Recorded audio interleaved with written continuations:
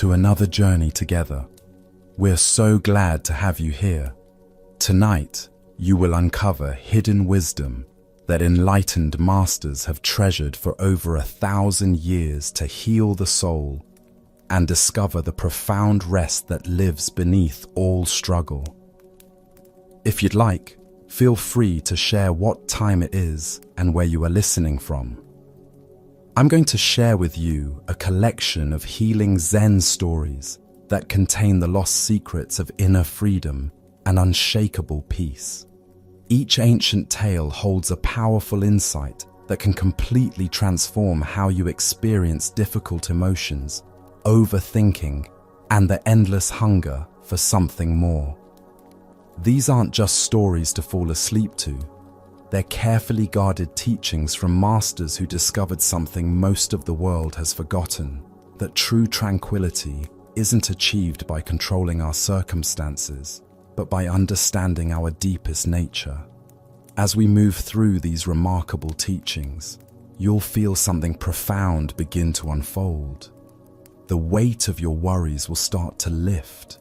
The relentless stream of thoughts will naturally begin to slow.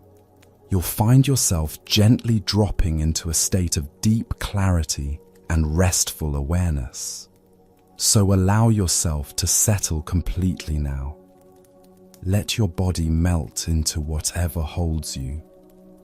Take one mindful breath with me, and as you release it, know that you're about to receive ancient wisdom that has been patiently waiting for this very moment.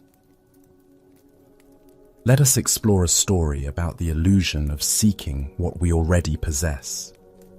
In the mountains of ancient China, Master Yunmen lived in a simple monastery where the winter winds would whistle through cracks in the wooden walls. His robes, patched countless times, bore witness to years of devoted practice. One particularly cold morning, as frost painted delicate patterns on the temple windows, a wealthy merchant arrived at the monastery gates.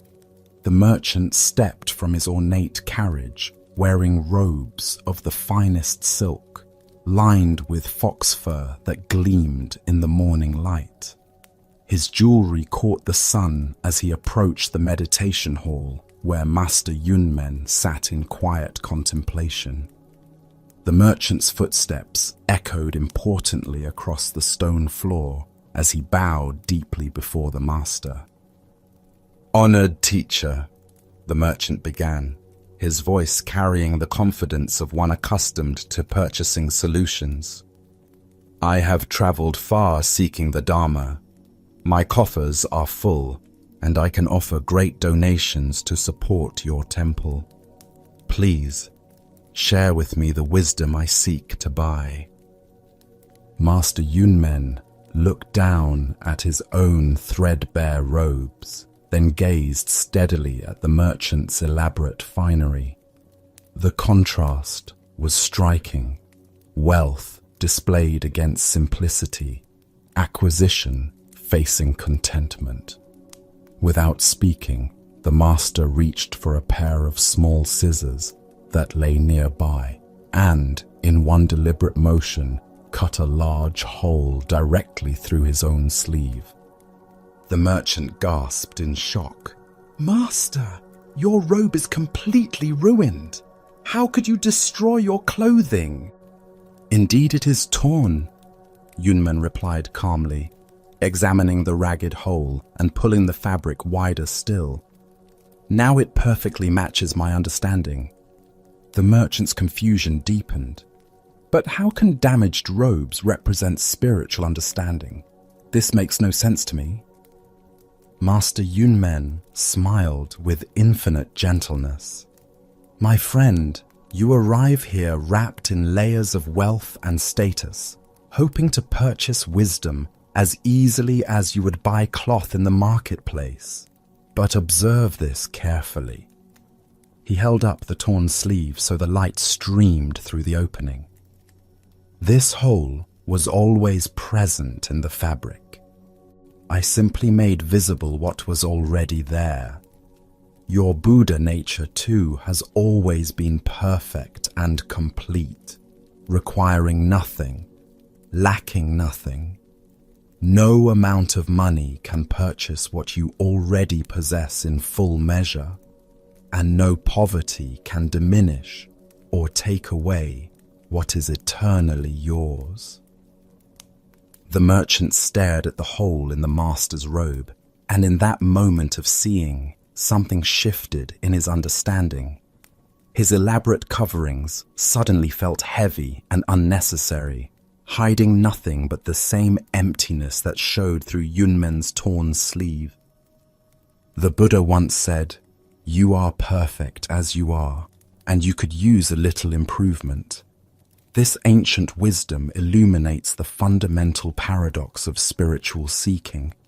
We spend our lives trying to acquire, achieve, or attain what we imagine we lack, while the very thing we seek has never been absent from our experience.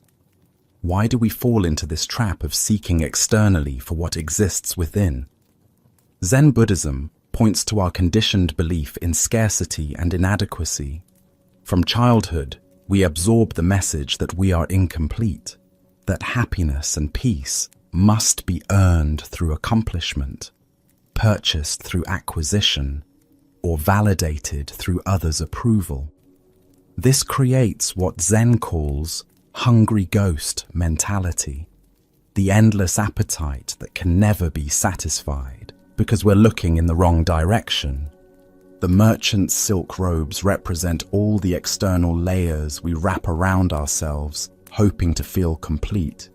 Perhaps for you, it's the perfect job that will finally bring security, the ideal relationship that will end loneliness, the spiritual experience that will confirm your worthiness, or the achievement that will prove your value.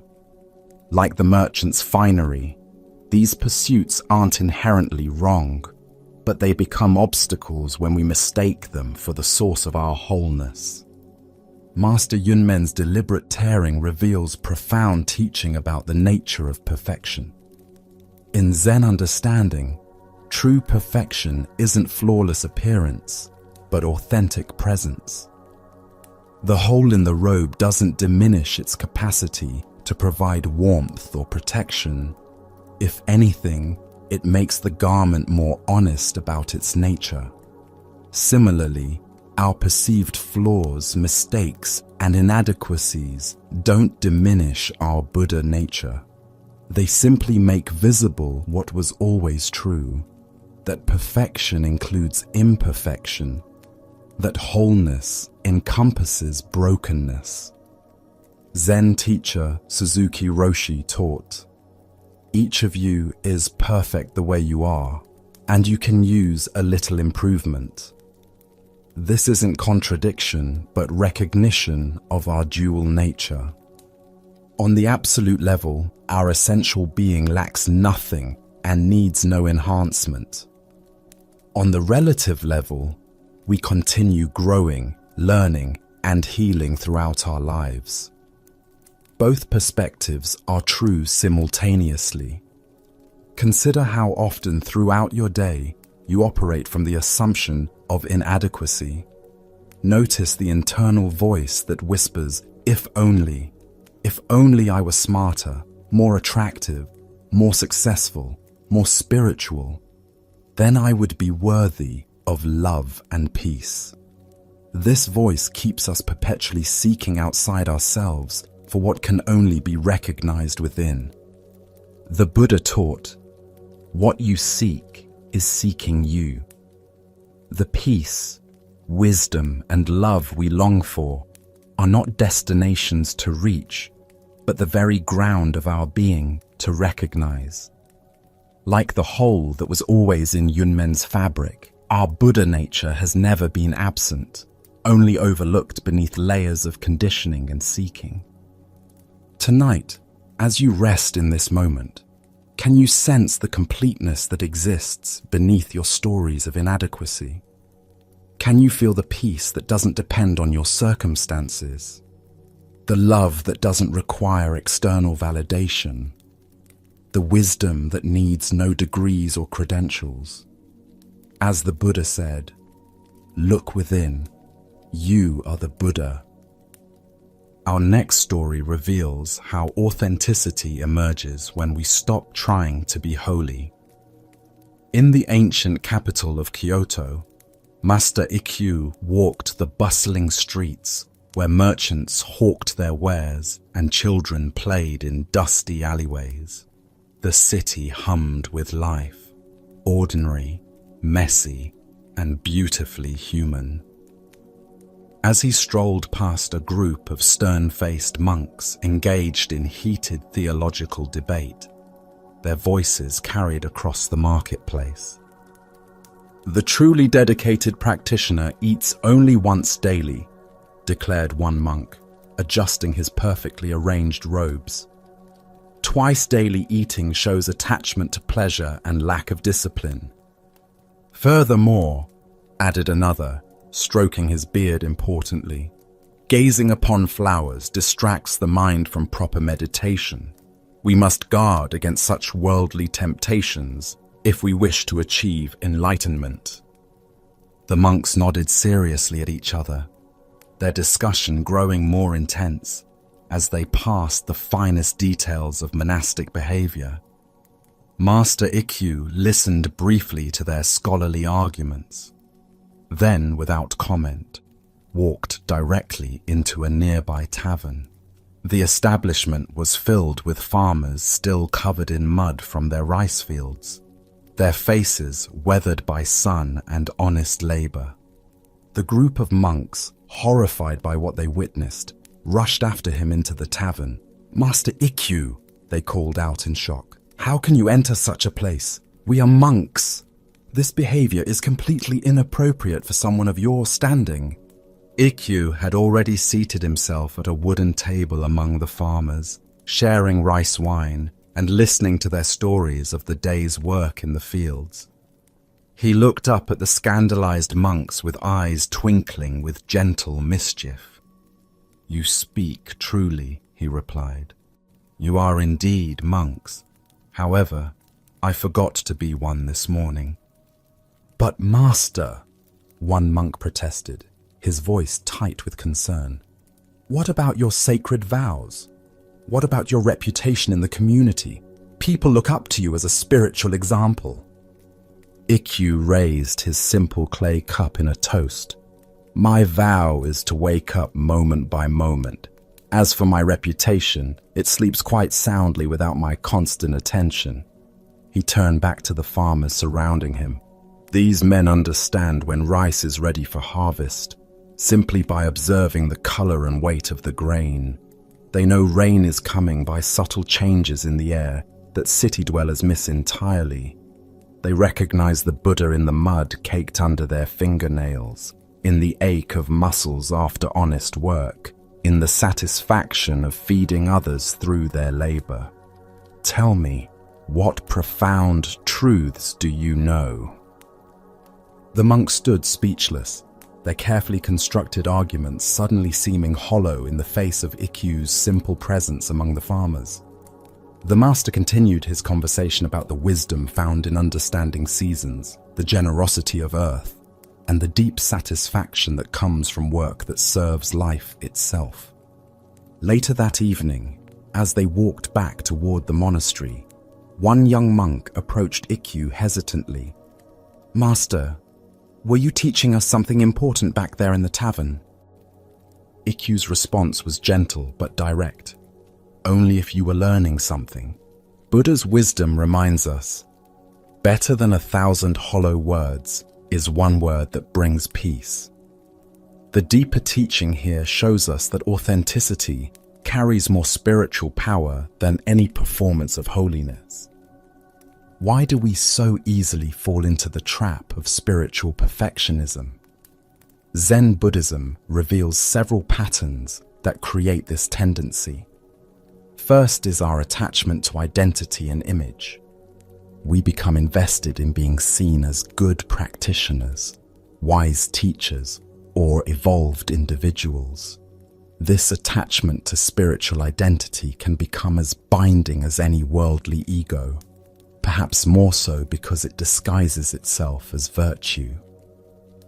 Second is our confusion between form and essence. The external forms of spiritual practice, meditation postures, dietary restrictions, behavioral codes, are meant to support inner transformation. But we often reverse this relationship, believing that perfect adherence to form automatically produces spiritual insight. This leads to what Zen calls spiritual materialism, collecting practices, achievements, and recognitions while missing the point entirely. Third is our tendency to compartmentalize life into sacred and mundane categories. We imagine that enlightenment exists only in meditation halls, temples, or retreat centers, while ordinary life represents spiritual failure or distraction. This dualistic thinking prevents us from recognizing the Buddha nature that permeates all experience equally. Master Ikkyu's "Forgetting to be a monk" illustrates the freedom that comes from dropping spiritual pretense. His presence among the farmers wasn't rebellion against his training, but complete embodiment of it. He found more authentic Dharma in genuine connection with working people than in abstract theological debates about proper behavior. Consider your own relationship with spiritual identity. Do you sometimes catch yourself performing goodness rather than simply being present? Notice the subtle pride that can arise from meditation achievements, the judgment toward those who seem less committed to practice, or the anxiety about maintaining your image as a conscious person. These are signs that spiritual ego has crept into your practice. Zen master Charlotte Joko Beck taught, "Enlightenment is not something you achieve. It's the absence of something. All your life you have been going forward after something, pursuing some goal. Enlightenment is dropping all that." Ikkyu demonstrates this dropping beautifully. Instead of pursuing the goal of being a perfect monk, he simply responded authentically to each moment. The farmers in the story represent groundedness in immediate reality. They know things through direct experience, the readiness of rice, the approach of weather, the satisfaction of useful work. This embodied wisdom often carries more truth than elaborate philosophizing about enlightenment. The Buddha himself was called the awakened one, not the one who talks about awakening. The Buddha taught, "Do not believe in anything simply because you have heard it. Do not believe in anything simply because it is spoken and rumored by many. But after observation and analysis, when you find that anything agrees with reason and is conducive to the good and benefit of one and all, then accept it and live up to it." This invitation to direct knowing rather than second-hand belief is exactly what Ikkyu embodies in choosing farmer's wisdom over monastic theory. Tonight, as you settle into rest, can you let go of any spiritual performance you might be carrying? Can you forget to be holy and simply be present? What would it feel like to meet this moment without any agenda for self-improvement or spiritual achievement? As the Buddha said, "Peace comes from within. Do not seek it without." Let us now turn to a story about finding ultimate truth in ordinary simplicity. High on Mount Kogami, Master Ryokan lived in a humble hut that barely sheltered him from wind and weather. The villagers below called him the Great Fool because his behavior seemed to contradict all conventional wisdom. When children begged for food, he would empty his own bowl to feed them, then walk hungry to the village to ask for his own sustenance. He spent hours composing poems on fallen leaves, watching with delight as the wind carried his verses into the forest where no human eyes would ever read them. On a bright spring morning, as cherry blossoms painted the mountainside pink and white, Ryokan knelt in his small garden plot behind the hut. His weathered hands moved gently through the soil, planting flower seeds with the same careful attention he brought to meditation. Each seed received a whispered blessing before being tucked into the earth and covered tenderly with dark soil. A scholarly priest, having heard stories of this eccentric hermit, climbed the mountain path to test whether Ryokan possessed any real wisdom. He arrived to find the master patting down soil around newly planted seeds, humming softly to himself like a child at play. "Master Ryokan," the priest announced importantly, adjusting his fine robes and striking a formal posture. "I have devoted 30 years of my life to studying the sacred sutras. I have memorized countless teachings and debated with the greatest minds of our time. Can you, in your simplicity, tell me the true meaning of existence?" Ryokan continued his planting, placing each seed with deliberate care. "I plant these seeds in hope," he said quietly, "but I cannot know which ones will take root and grow." The priest frowned with impatience. "That's hardly an answer to my profound question, old man. I'm asking about the deepest mysteries of life and death, not gardening techniques." "You ask about the nature of existence," Ryokan replied, still focused on his work. "But existence itself is not a question requiring an answer. It is like these seeds. It simply unfolds according to its own nature." He patted the soil gently around a planted seed. "Some will become beautiful flowers that bring joy to passers-by. Others will provide food for birds and insects. Still others will return to earth, enriching the soil for future growth. All perfect outcomes, all purposeless in the most wonderful way." The priest's frustration grew. "But surely there must be some ultimate truth, some final understanding that makes sense of everything.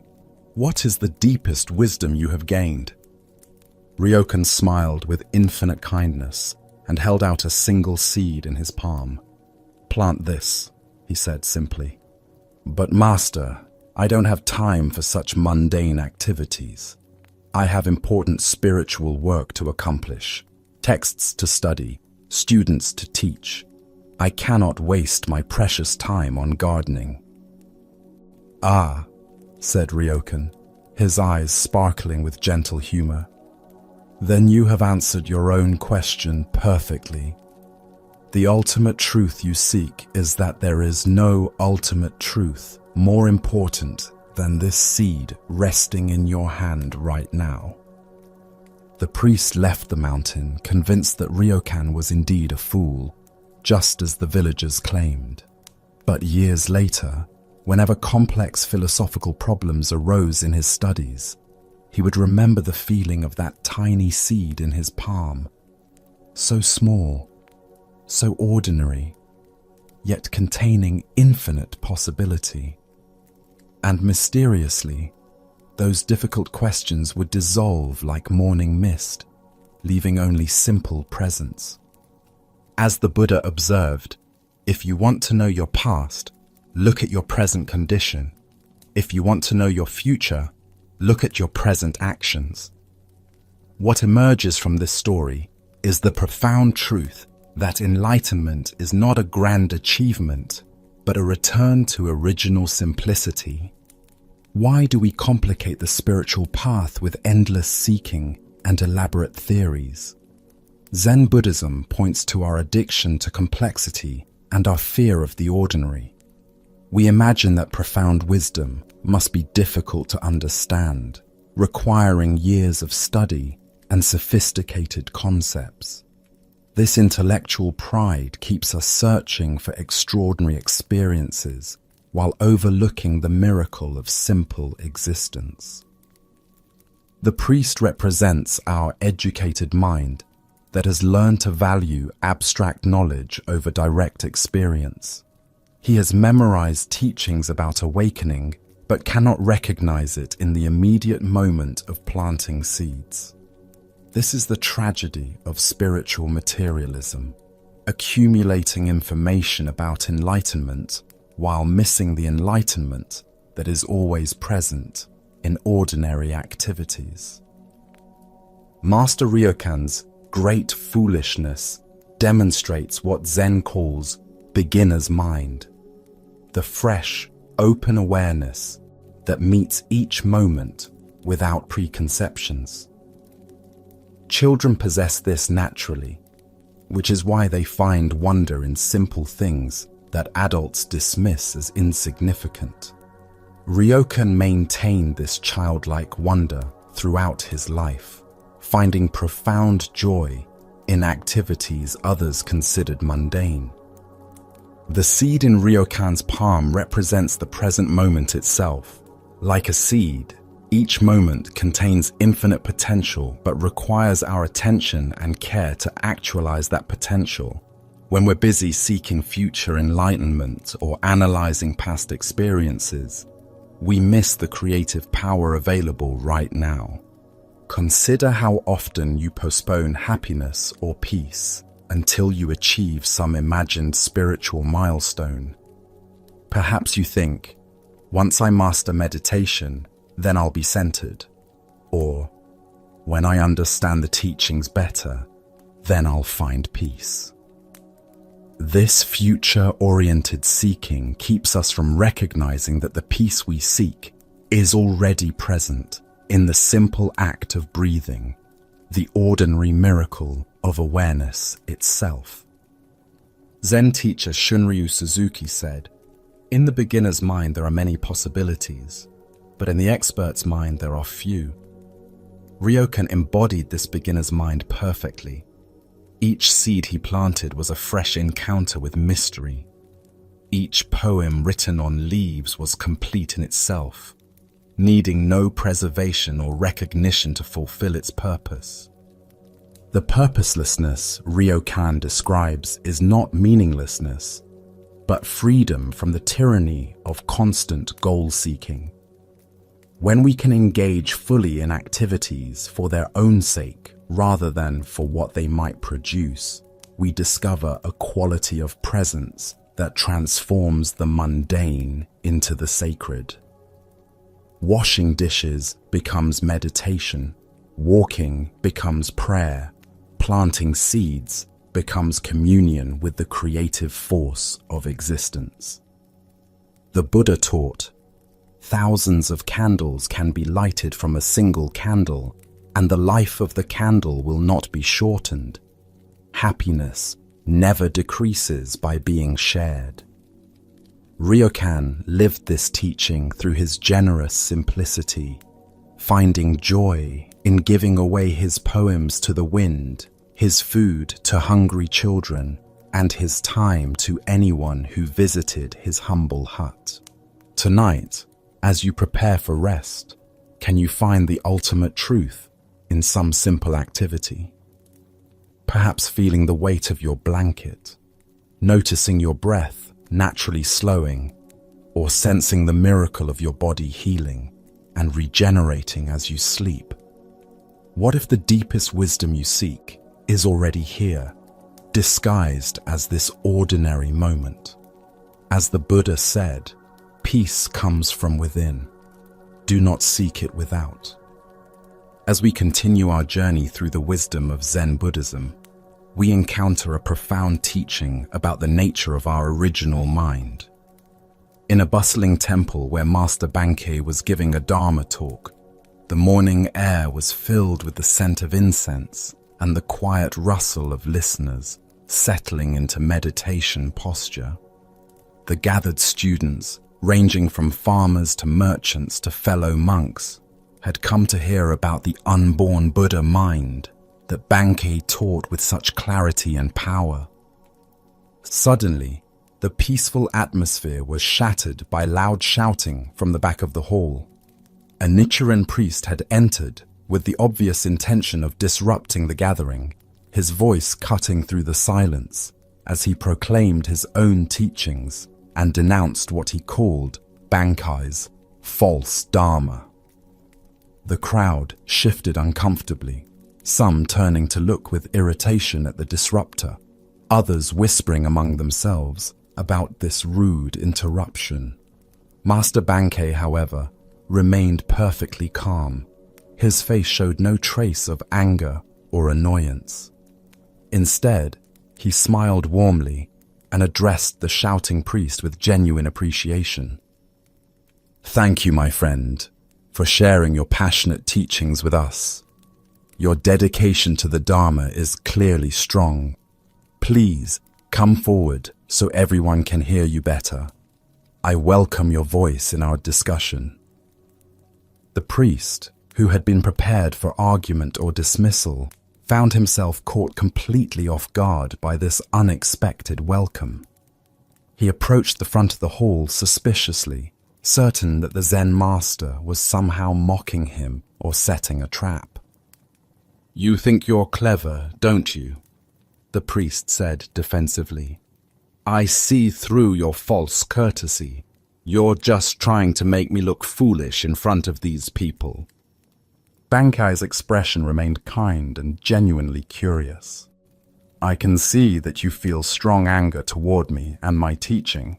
This passion clearly runs deep. But tell me, before you entered this hall and saw me sitting here, where was this anger you're experiencing?" The priest paused, momentarily confused by the question. It wasn't there, obviously.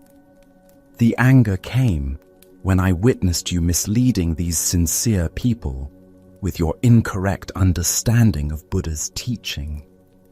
"I see," Bankai nodded with understanding. "And if you were to leave this place right now and never think of me or my teachings again, what would happen to this anger you're feeling?" The priest considered this carefully. "It would fade away, I suppose. If I never encountered you again, there would be no reason for the anger to continue." "Exactly so," Bankai said gently. "So this anger that feels so real and important to you right now is not your original nature. It arose when certain conditions came together, and it will disappear when those conditions change.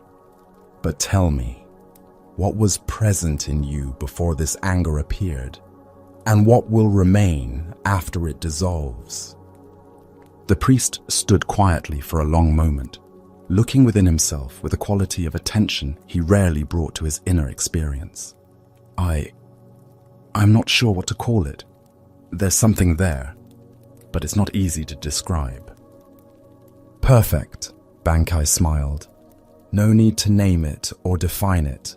This don't-know awareness that you're touching right now, this consciousness that was present before your anger arose and will remain when it passes.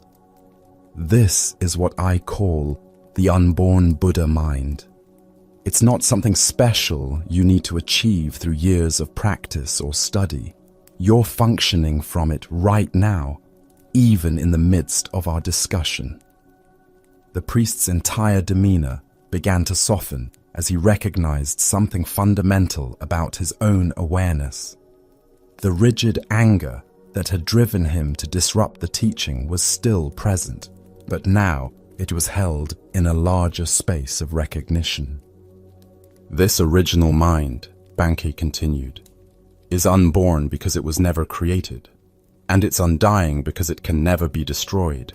It's not Buddhist or non-Buddhist, not sacred or ordinary.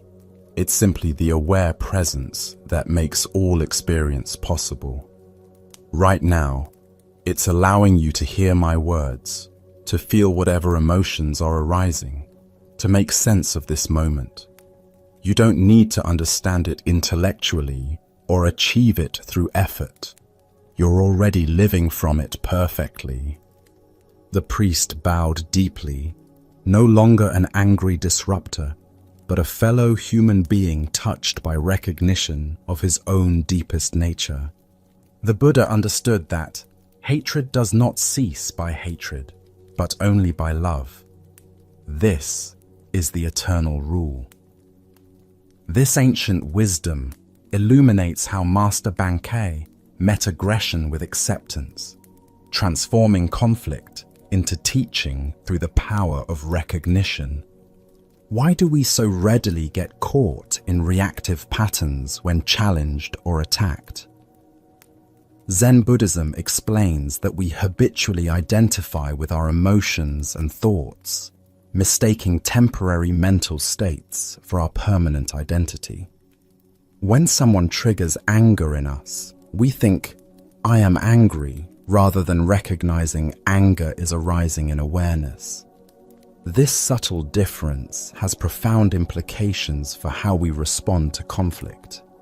Bankei's approach demonstrates what Zen calls original mind, the awareness that exists prior to all our emotional reactions and mental commentaries. This isn't a state we need to achieve, but our most fundamental nature that we can learn to recognize and trust. Like the sky that remains unchanged, whether it contains clouds or is perfectly clear, our original awareness remains constant through all the weather patterns of emotion and thought. Consider how often you become identified with temporary mental states throughout your day. Perhaps someone cuts you off in traffic and you become angry, or a colleague receives recognition and you feel jealous, or unexpected expenses arise and you become anxious. In each case, what's really happening is that anger, jealousy, or anxiety is arising in the space of your awareness. The awareness itself remains untouched by these passing phenomena. Master Bankei's questioning technique reveals the impermanent nature of all emotional states. By asking where the anger was before the trigger and where it goes when the trigger is removed, he helps the priest recognize that emotions are temporary visitors rather than permanent residents. This doesn't mean emotions are unimportant or should be suppressed, but rather that we don't need to be enslaved by them. The don't know mind that the priest touches represents what Zen calls beginner's mind, the open, curious awareness that meets each moment without preconceptions. This not knowing is actually a form of profound knowing, the direct recognition of our original nature before it gets filtered through concepts and interpretations. Zen master Huang Po taught, "Your everyday mind, that is the way. No intentional action is necessary." This points to the same truth Bankei revealed to the priest. Our original nature doesn't require special techniques or states of consciousness to access. It's the very awareness with which we're experiencing this moment right now. The transformation of the priest from disruptor to student illustrates the power of meeting aggression with spacious awareness rather than reactive defense. When we respond to attack with counterattack, we simply escalate conflict. When we meet hostility with the vast space of original mind, we create the possibility for recognition and healing. The Buddha taught, in the end, just three things matter: how well we have lived, how well we have loved, how well we have learned to let go. Bankei's teaching helps us learn this letting go by recognizing that we never need to hold on to anything, because our essential nature is already complete and unshakable. Tonight, As various thoughts and emotions arise in your awareness, can you recognize the space in which they appear? Can you sense the awareness that remains constant, whether you're experiencing peace or agitation, clarity or confusion? This awareness that you are is the unborn Buddha mind that Bankai pointed toward. As the Buddha said, "Look within, you are the Buddha." Let us now turn to a tale about discovering perfection in our imperfection. In the ancient temple of Eihaiji, where Master Dogen taught the profound simplicity of just sitting, the morning meditation period was sacred time. Monks arranged themselves in perfect rows, backs straight as pine trees, breathing in rhythm with the universe itself. The silence was so complete that even the settling of robes seemed loud in the crystalline air. During one of these meditation sessions, a young monk named Jishin sat in obvious distress. His back ached terribly, his legs had long since gone numb, and his mind wandered like a wild horse despite his best efforts to focus. Every few minutes, he would shift slightly, trying to find a position that didn't cause pain, but this only seemed to make matters worse.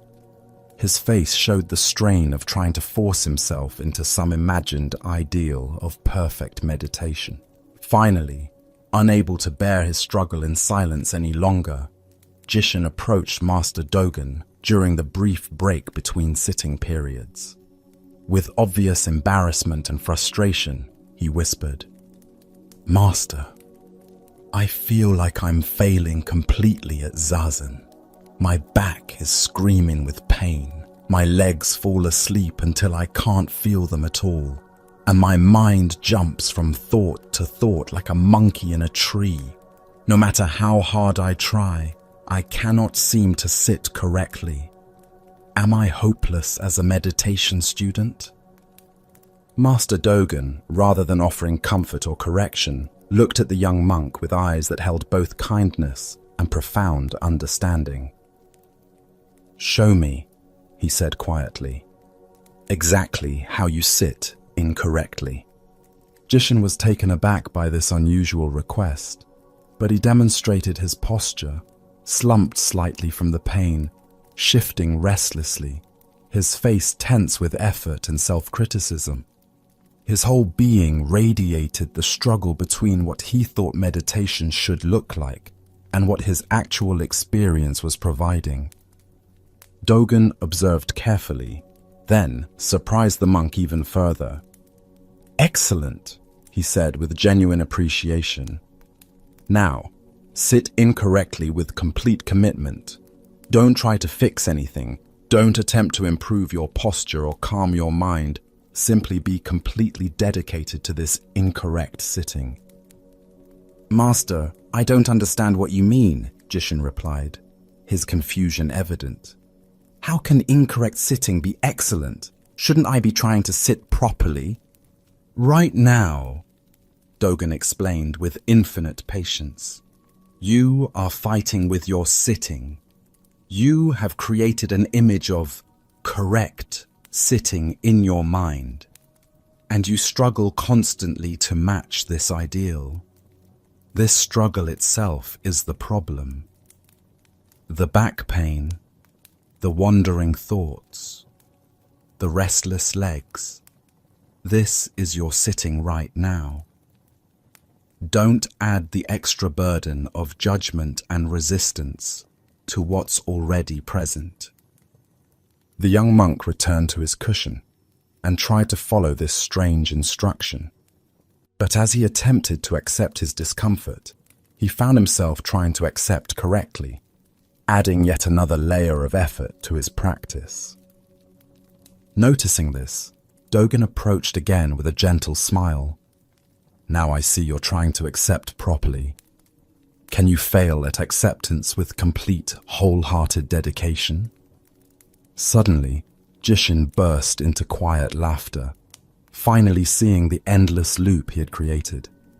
Every attempt to do something correctly led to more doing, more trying, more effort piled upon effort. In that moment of recognizing the absurdity of his struggle, something shifted fundamentally. "There," Dogen said, with deep satisfaction. "Zazen is not about sitting correctly or incorrectly. It is simply sitting completely, unreservedly, without the extra commentary of judgment. Your struggling was perfect struggling. Your peace is perfect peace. Your confusion is perfect confusion. Just sit and let the sitting do the sitting." From that day forward, Jishin's meditation became effortless, not because he had learned to sit correctly, but because he had stopped sitting incorrectly. He had discovered that the perfection he sought was already present in whatever was actually happening. Ancient Buddhist wisdom tells us, you are perfect as you are, and you could use a little improvement. The heart of this lesson lies in recognizing that our striving for perfection often creates the very imperfection we're trying to escape. Why do we create such struggle around practices meant to bring peace? Zen Buddhism reveals that our minds are constantly generating ideals and then measuring our experience against these mental constructs. We develop images of what meditation should feel like, how a spiritual person should behave, or what enlightenment should look like. Then we exhaust ourselves, trying to force our actual experience to match these fantasies. This pattern extends far beyond formal meditation practice. Throughout our day, we carry unconscious templates of how we should feel, how others should behave, how situations should unfold. When reality doesn't match these expectations, we add a layer of resistance, judgment, and effort to try to correct the problem. But the problem isn't what's happening, it's our relationship to what's happening. Master Dogen's teaching reveals the radical acceptance that is at the heart of true meditation. This acceptance doesn't mean passive resignation or giving up on growth and healing.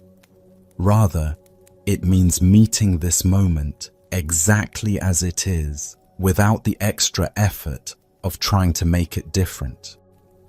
Paradoxically, this complete acceptance of what is often allows natural change to occur more readily than all our forcing and striving. Consider your own relationship with perfection and failure. How much energy do you spend each day trying to get your experience to match some ideal? Perhaps you strive to feel more peaceful, more confident, more loving, or more focused. Notice how this very striving often creates tension and dissatisfaction, taking you further from the qualities you're seeking. Zen teacher Charlotte Joko Beck said, "Enlightenment is not something you achieve, it's the absence of something. All your life you have been going forward after something, pursuing some goal. Enlightenment is dropping all that." This dropping that Beck describes is exactly what Jishin discovered when he stopped trying to sit correctly. The distinction between doing meditation and being meditation is crucial. When we're doing meditation, we're adding effort, technique, and goal orientation to our sitting. When we're being meditation, we simply rest in awareness without agenda. The first approach creates a meditator who is separate from the meditation. The second recognizes that awareness itself is the meditation. This principle applies to every aspect of spiritual practice and daily life. Instead of trying to be more present, we can simply notice the presence that is already here. Instead of attempting to cultivate compassion, we can recognize the natural kindness that arises when we stop defending against life. Instead of working to find inner peace, we can discover the peace that exists beneath our mental noise. The Buddha taught, peace comes from within. Do not seek it without. Jashin's laughter represents the moment when seeking stopped and finding happened naturally. He realized that he had been looking for peace while simultaneously creating disturbance through his very seeking. Tonight, as you settle into rest, can you practice this radical acceptance of your exact experience? If your body is tense, can you let it be tense without trying to relax? If your mind is active, can you let it be active without trying to quiet it? What happens when you stop trying to have a different experience and simply rest in the one that's already here? As the Buddha said, the way is not in the sky, the way is in the heart. Let us now turn to a tale about the courage to trust life's current. This is the story of the Crystal River. In the depths of a great crystal river, where water flowed clear as mountain air, there lived an entire village of small creatures. The river's current moved above them like a gentle breath, carrying the wisdom of countless springs and distant seas. Young and old, rich and poor, all made their home along the sandy bottom, each creature grasping tightly to stones, branches, and roots. For generations, clinging had been their way of survival. Every creature learned from birth to wrap their appendages around river rocks and fallen wood. "Hold on," the elders would say. "The current is dangerous. It will sweep you away to places unknown. Safety lies in staying exactly where you are." But one small creature grew weary of this endless grasping. Day after day, he watched the current flow overhead, seeing how it moved with such purpose and grace. While his neighbors complained about the effort required to maintain their grip, he found himself wondering what it might feel like to trust that flowing water. "I am tired of clinging," he announced one morning. "Though I cannot see where it leads, I trust that the current knows its destination. I shall let go and allow it to carry me where it will, for I fear that if I continue clinging, I shall die of boredom before I ever truly live." The other creatures gasped in horror. "Fool!" they cried. "Let go, and that current will tumble you mercilessly across the rocks below. You will be battered and broken, dying far more quickly than any boredom could kill you." But the small creature had made his decision. Taking one last look at his neighbors, he released his grip on the familiar stone. Immediately, the current seized him, and just as the others had predicted, he was tumbled and tossed across the rocky bottom. His small body struck stone after stone, each impact bringing pain he had never experienced while safely clinging. Yet something remarkable began to happen. As the creature continued to surrender to the current's power, refusing to grab for new anchors despite his pain, the water gradually lifted him higher from the dangerous bottom. The tumbling ceased. The rocks could no longer reach him. Now he flowed with the current itself, no longer fighting its direction, but becoming one with its movement. As he traveled downstream, creatures in distant parts witnessed something they had never seen. Here was one of their own kind, yet he appeared to be flying through the water, moving with the elegant power of the current itself. "See a miracle!" they called out. "A creature like ourselves, yet he soars. Surely he is the Messiah, come to save us all." The flowing creature heard their cries and felt compassion for their misunderstanding. "I am no more Messiah than any of you," he called back. "The river delights in lifting us all free, If only we dare to let go. Our true work is not clinging to the bottom, but embracing this voyage, this grand adventure of trust and flow. But the creatures only cried louder, "Savior, Savior!" Even as they spoke, they tightened their grips on rocks and roots. They watched until he disappeared around a bend, then began weaving legends about the miraculous Savior who had briefly graced their village. Buddha's wisdom reminds us, you only lose what you cling to. This ancient teaching illuminates the profound paradox at the heart of human experience. We spend our lives grasping for security and control, believing that our safety depends on holding tight to familiar circumstances. Yet in this very grasping, we create the suffering we seek to avoid. Why do we cling so desperately when the current offers to carry us toward unknown adventures? Zen Buddhism reveals that from early childhood, we learn the known is safe and the unknown dangerous. This conditioning becomes a spiritual obstacle when it prevents growth beyond familiar limitations. We also suffer from the illusion of control, believing that by grasping circumstances, relationships, and identities, we can stop the natural flow of change. This creates enormous tension because it puts us in opposition to reality itself. Life is constant movement, and when we resist this truth, we exhaust ourselves fighting currents far more powerful than our individual will. Consider the areas of your life where you find yourself clinging. Perhaps it's a relationship that has outgrown its original form, a career that no longer brings joy, or an image of yourself that now constrains your growth. The current of change will flow whether we resist it or not. Our choice is whether to exhaust ourselves in futile opposition or discover the grace available in conscious surrender. The Buddha said, "Nothing is permanent except change. Water doesn't fight the mountainside. It finds the natural pathway down."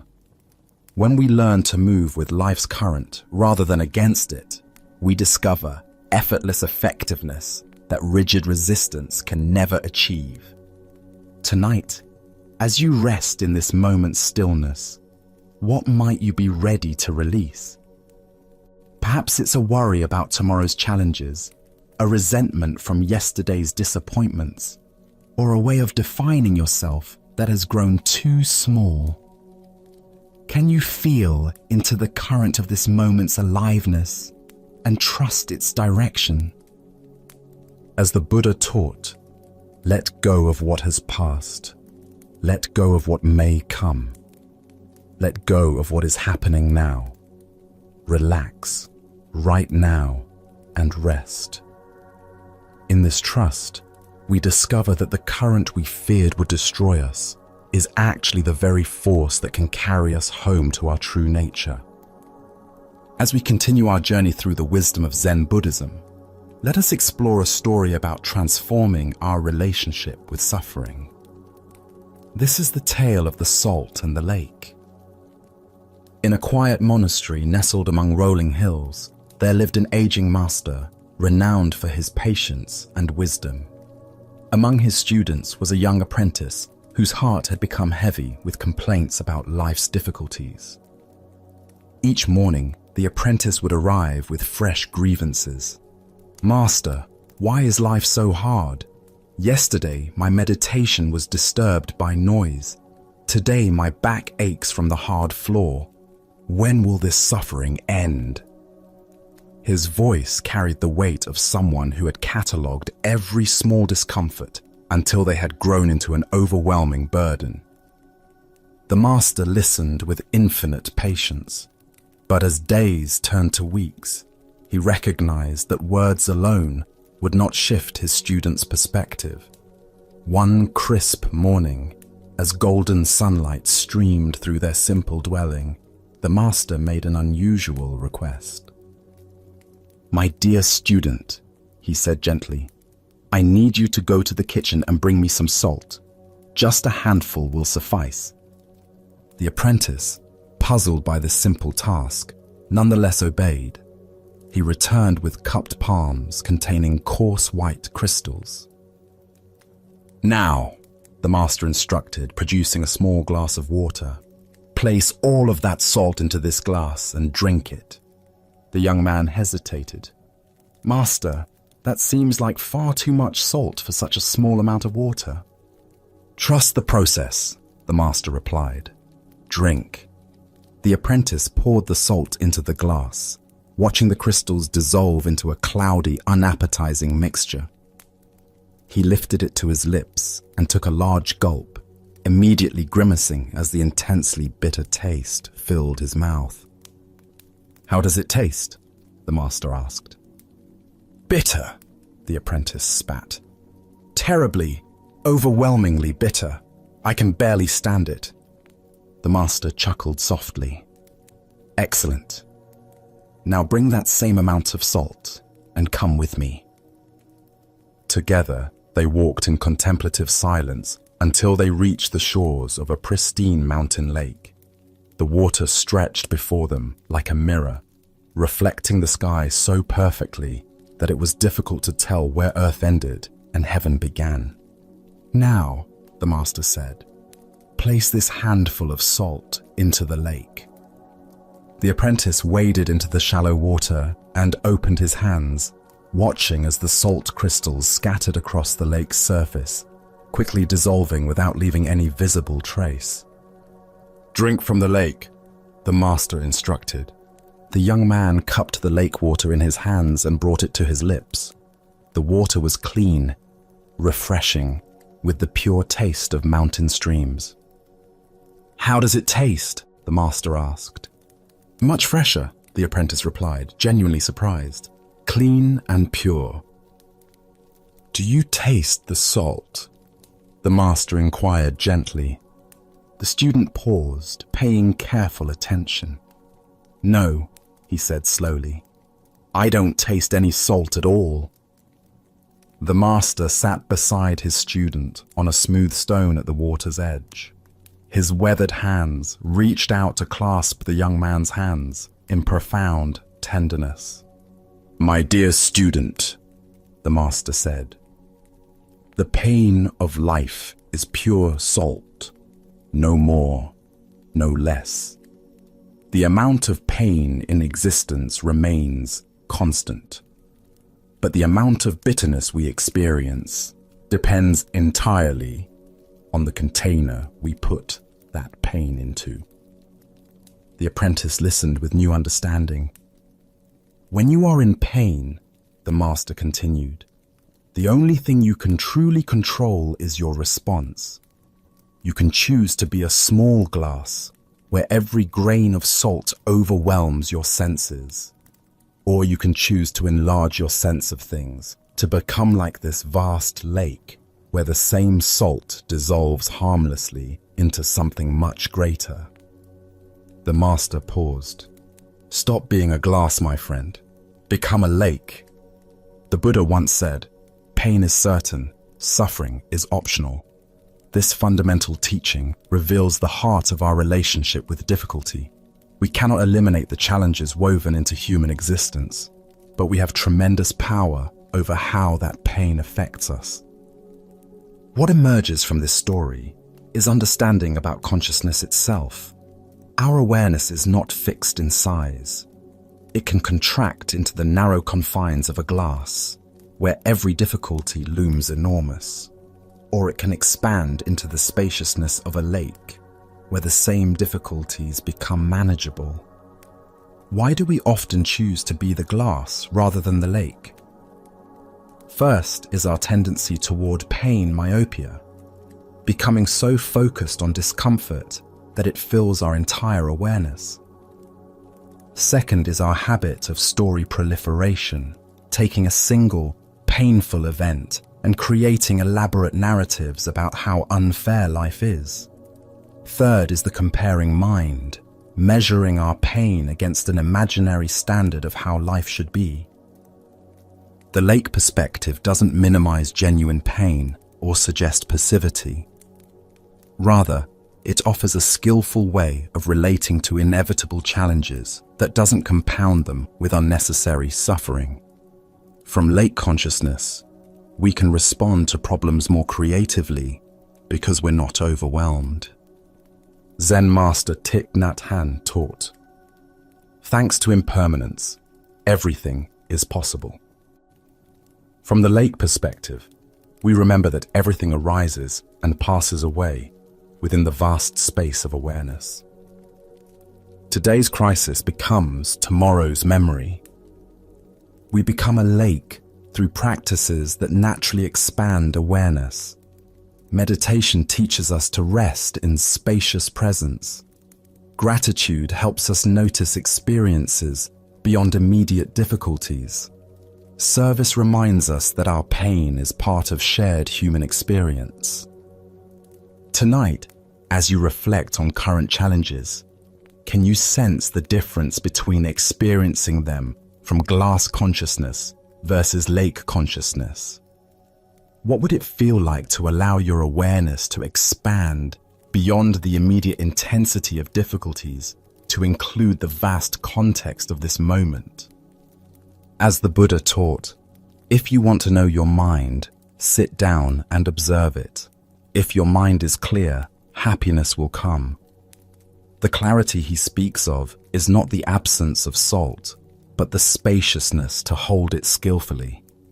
In becoming lakes rather than glasses, we discover that pain can become a gateway to deeper compassion and freedom. As we continue our journey, let us now turn to a story about acceptance and the art of contentment. This is the shepherd's wisdom. Along a dusty mountain road where wildflowers dotted the hillsides, a weary traveler encountered a shepherd tending his flock. The morning sun climbed steadily higher, and clouds gathered on the horizon, creating an uncertain sky that could promise either gentle rain or scorching heat. The shepherd sat peacefully on a smooth boulder, watching his sheep graze contentedly among wild grasses. His face bore the calm expression of one who had spent countless seasons under open sky, learning lessons that only nature can teach. There was something in his demeanor, a quality of unshakable serenity that drew the traveler's attention. "Good morning, friend," the traveler called out, wiping sweat from his brow. "What kind of weather are we going to have today?" The shepherd looked up with eyes that held mountain stream clarity and smiled with genuine warmth. "The kind of weather I like," he replied simply, as if this were the most obvious answer in the world. The traveler paused, confused. He had expected a practical forecast that would help him plan his day. Instead, he received what seemed like circular logic, offering no useful information. "How do you know it will be the kind of weather you like?" the traveler pressed, his voice carrying frustration mixed with curiosity. The shepherd's smile deepened, and he gestured toward the vast sky above them, where clouds and clear patches moved in their eternal dance. "Having found out, sir, that I cannot always get what I like," he said, with the patience of one who had learned life's most essential lesson, "I have learned to always like what I get. So I am quite sure we will have the kind of weather I like." The traveler stood in silence, the profound simplicity of this wisdom settling into his understanding, like seeds finding fertile ground. Here was a man who had discovered something that all the weather predictions in the world could not provide: complete freedom from the anxiety of uncertainty. As the Buddha observed, attachment is the root of suffering. What emerges from this story is the recognition that true contentment comes not from controlling external circumstances, but from transforming our relationship to whatever circumstances arise. Why do we exhaust ourselves trying to arrange life according to our preferences, rather than learning to find peace within whatever life presents. The shepherd represents what Zen calls great acceptance, not passive resignation, but the profound wisdom that recognizes resistance to reality as the primary source of suffering. When we fight against what is, we create an internal war that drains our energy and blocks our capacity for contentment. When we learn to align ourselves with reality as it unfolds, we discover the tremendous peace that comes from swimming with the current rather than against it. Consider how much mental and emotional energy we spend each day resisting circumstances beyond our control. Traffic jams, weather that doesn't match our plans, people who don't behave as we think they should. Each resistance creates a small contraction in our awareness, a tiny rebellion against reality that accumulates into chronic dissatisfaction. The shepherd's approach doesn't mean becoming passive or ceasing to have preferences. We can still hope for sunny days while fully accepting rainy ones. We can work toward goals while finding peace when outcomes differ from expectations. The key lies in holding our preferences lightly rather than allowing them to determine our contentment. Zen Master Seng Tsan wrote, "The great way is not difficult for those who have no preferences." This doesn't suggest eliminating all desires, but rather not allowing those desires to become demands that reality must fulfill for us to be okay. Look deeply at your own patterns of resistance. How often do you find yourself arguing with reality, wishing circumstances were different, or believing you'll be content when things change? This tension is optional, not because you should suppress your desires, but because you can learn to hold them more skillfully. The Buddha taught that attachment doesn't mean caring deeply about things. It means making our inner peace conditional on external circumstances, arranging themselves according to our specifications. The shepherd cares about his flock and appreciates comfort, but his fundamental contentment doesn't depend on any particular outcome. Tonight, as you reflect on the day's experiences, both pleasant and challenging, can you find the shepherd's secret within your own awareness? What if contentment isn't waiting for better circumstances, but is available right now through a shift in perspective? As the Buddha taught, happiness does not depend on what you have or who you are. It solely relies on what you think. The shepherd discovered that when we stop demanding that life conform to our expectations, we find the freedom to enjoy life exactly as it presents itself. As we continue our journey through the wisdom of Zen Buddhism, we encounter a teaching about the prerequisite for all learning.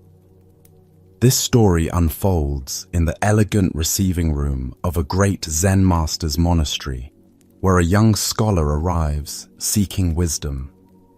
The afternoon light filters softly through rice paper screens as an earnest young man approaches the Zen master's dwelling. This seeker has spent years accumulating knowledge, studying philosophical texts, memorizing spiritual concepts, and debating religious ideas with other learned individuals.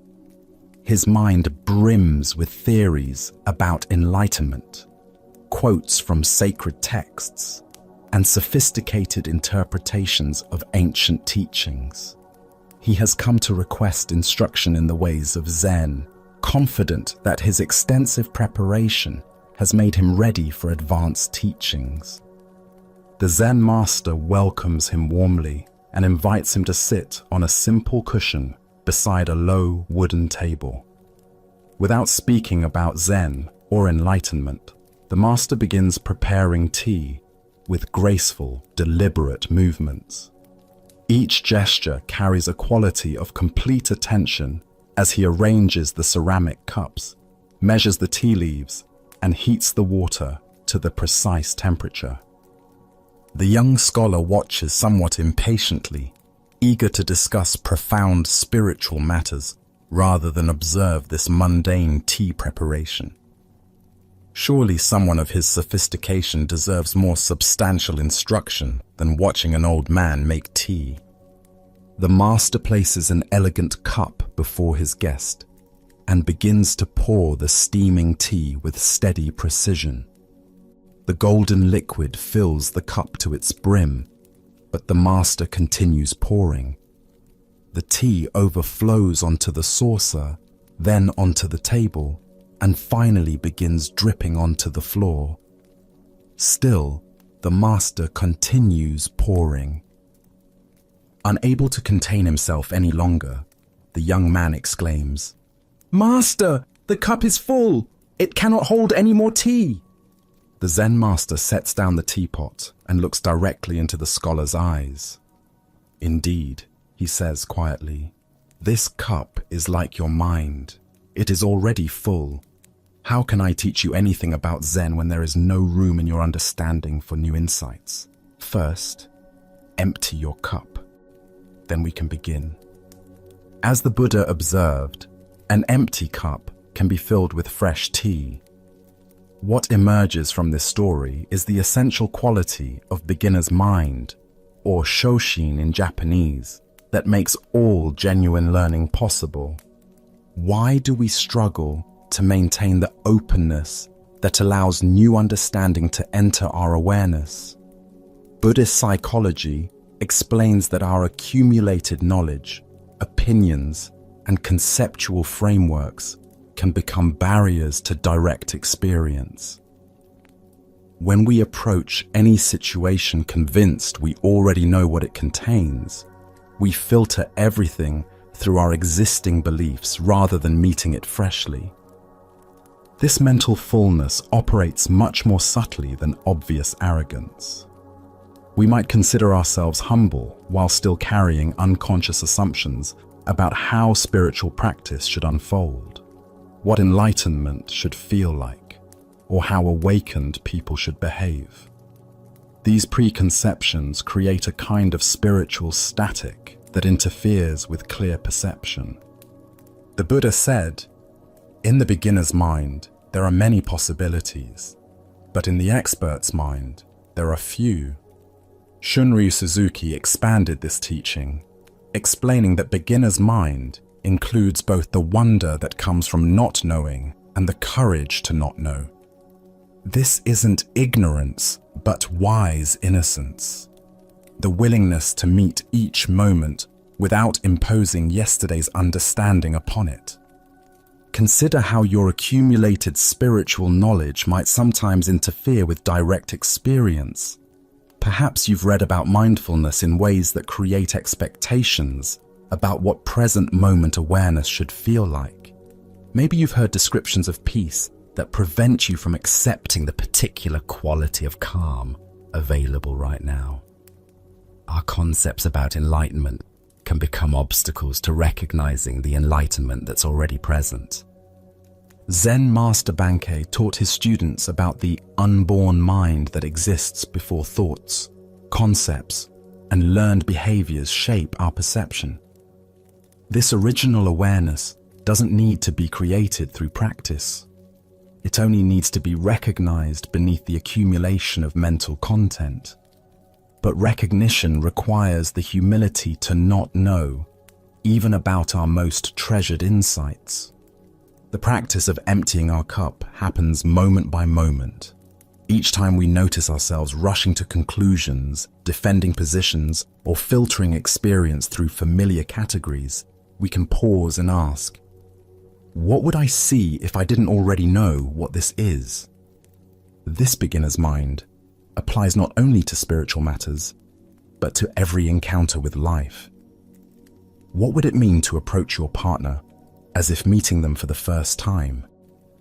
How might your work transform if you brought fresh curiosity to familiar tasks? What would become possible if you released your suppositions about your own limitations and capabilities?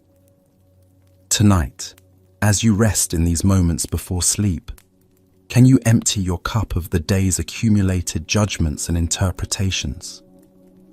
Perhaps you'll discover that not knowing creates space for a deeper kind of knowing to emerge, one that comes not from the mind but from the heart's direct recognition of truth. As the Buddha taught, the wise find pleasure in the truth. This truth reveals itself most clearly to minds humble enough to remain empty, ready to be filled with each moment's unique teaching. Now, let us explore a Zen story about the fluid nature of circumstances and the wisdom of withholding judgment. This is the tale of an old farmer and the art of living with uncertainty. In a remote valley surrounded by rolling mountains, an elderly farmer lives with his adult son in a simple farmhouse that has sheltered their family for generations. Their life is modest but sufficient, sustained by a small plot of vegetables and their most valuable possession, a strong, reliable horse that helps with all the heavy work of farming and transportation. One morning, the farmer awakens to discover that the horse has disappeared during the night. The gate stands open, and there are no tracks indicating theft. The animal has simply wandered off into the vast wilderness beyond their valley. For a farming family, losing their only horse represents a catastrophic setback that threatens their livelihood and survival. Word of this misfortune spreads quickly through their small community. By afternoon, neighbors begin arriving to express their sympathy and support. "Oh, how terrible this is for you," they exclaim with genuine concern. "What dreadful luck! How will you manage the farm without your horse? This is truly a disaster." The old farmer listens to their well-meaning condolences with calm attention, then responds simply, "How do you know this is bad luck?" His neighbors exchange puzzled glances. Surely the loss of such an essential animal is obviously unfortunate. But the old man's serene expression reveals no trace of the distress they expect to see.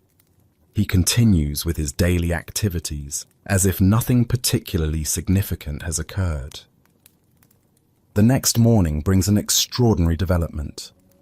The missing horse returns, not alone, but followed by a small herd of wild horses, magnificent, powerful animals that have chosen to follow the domestic horse back to the farm.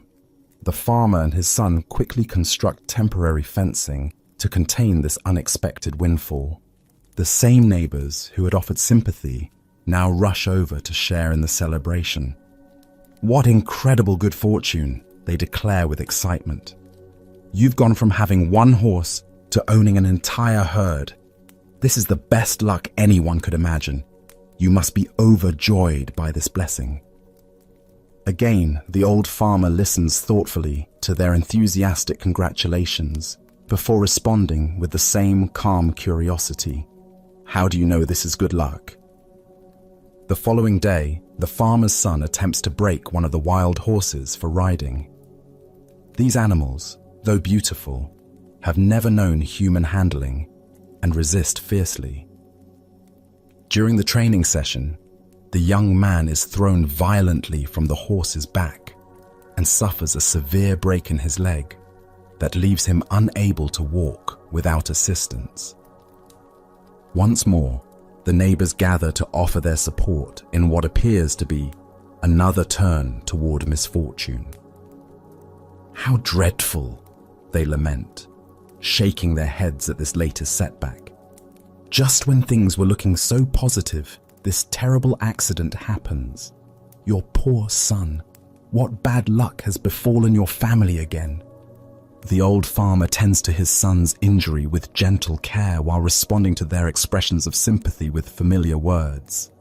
"How do you know this is bad luck?" Within days, their question finds an unexpected answer. Military officers arrive in the valley with orders to conscript all able-bodied young men for a dangerous war against northern invaders. Most of these soldiers will not return home alive. However, when they examine the farmer's son, his broken leg makes him unsuitable for military service. He remains safely at home while other families say goodbye to their children, perhaps forever. The Buddha taught, every blessing ignored becomes a curse. Every curse faced becomes a blessing. What emerges from this story is the profound wisdom of holding our judgments about circumstances lightly, recognizing that our perspective is always partial and temporary. Why do we rush to label experiences as fortunate or unfortunate when their ultimate meaning remains unknown? Buddhist psychology explains that our minds seek the comfort of quick categorization, preferring the illusion of understanding to the discomfort of uncertainty. We want to know immediately whether to celebrate or mourn, to relax or worry, to feel grateful or resentful. This mental habit of instant evaluation reflects a deeper pattern of trying to control our emotional responses by controlling our interpretations of events. If we can quickly determine that something is good or bad, we believe we know how to feel and what to expect. This provides temporary psychological relief, but often proves premature and misleading. The old farmer's repeated question, "How do you know?" points to what Buddhist philosophy calls "don't know mind." This isn't ignorance, but wisdom, the recognition that reality unfolds in ways too complex and interconnected for our limited perspective to fully comprehend. What appears devastating in the moment may prove beneficial over time, while apparent blessings may carry hidden difficulties. Consider how many experiences in your own life have changed meaning as their consequences became clear. Perhaps a job rejection led to a better opportunity. Maybe a relationship ending created space for personal growth. Possibly an illness brought unexpected insights about what truly matters. The disappointment you felt at the time now seems misplaced given what followed. This doesn't mean we should become emotionally numb or stop having natural responses to events. The farmer certainly wanted his horse back and felt concern for his son's injury, but he distinguished between acknowledging immediate circumstances and creating elaborate stories about their ultimate significance. Zen master Suzuki Roshi taught about beginner's mind, approaching each situation with fresh openness rather than predetermined assumptions about its meaning. When we practice this kind of mental flexibility, we become more resilient and responsive to changing conditions rather than rigid and reactive. The art of living that this story illustrates involves developing what Buddhists call equanimity, the capacity to remain present and responsive regardless of whether circumstances align with our preferences. This isn't passive resignation, but dynamic engagement without attachment to specific outcomes. Buddhist teacher Pema Chodron describes this as learning to stay with the experience instead of immediately jumping to conclusions about what it means for our future happiness or security. When we can rest in not knowing, we often discover that our wisdom about how to respond emerges naturally from the situation itself. The farmer's approach also demonstrates tremendous faith, not in specific outcomes, but in the fundamental trustworthiness of life's process. He acts skillfully with whatever arises while remaining open to possibilities beyond his current understanding. Tonight, as you reflect on recent events you've labeled as fortunate or unfortunate, can you hold those judgments more lightly? Perhaps you'll discover that your peace of mind depends less on having good luck and more on developing the capacity to respond wisely to whatever unfolds. As the Buddha observed, everything changes, nothing remains without change. This includes our interpretations of whether those changes serve our deepest welfare. As we continue our journey through the wisdom of Zen Buddhism, we encounter a teaching about the immediate nature of spiritual states and how they manifest through our present moment awareness. This is heaven and hell. A monk had traveled from the distant province of Busan, journeying many days through mountain paths and across rivers to reach Master Sengai's temple. He carried with him questions that had been troubling his mind for months, metaphysical concerns about the nature of existence and the ultimate destinations of human souls. These were not casual inquiries, but deep spiritual problems that had disturbed his meditation and left him unable to find peace in his practice. Upon arriving at the temple, the monk requested a formal audience with the master to discuss matters of the highest spiritual importance.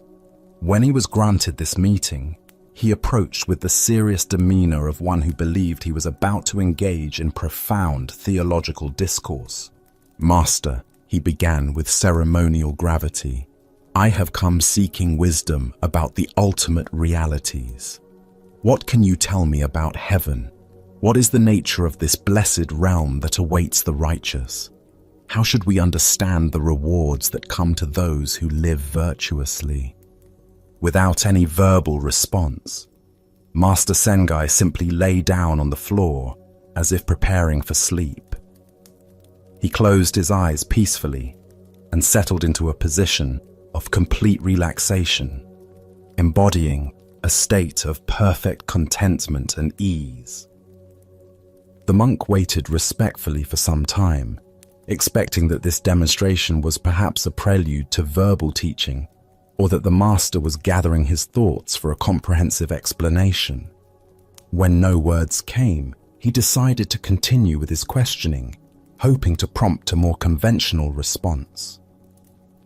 "And what about hell?" the monk persisted, his voice carrying the same earnest concern. "Please help me understand the nature of suffering in the afterlife. What awaits those who live wrongly? How should we comprehend divine punishment and the consequences of negative karma?" Master Sengai's response was immediate and theatrical.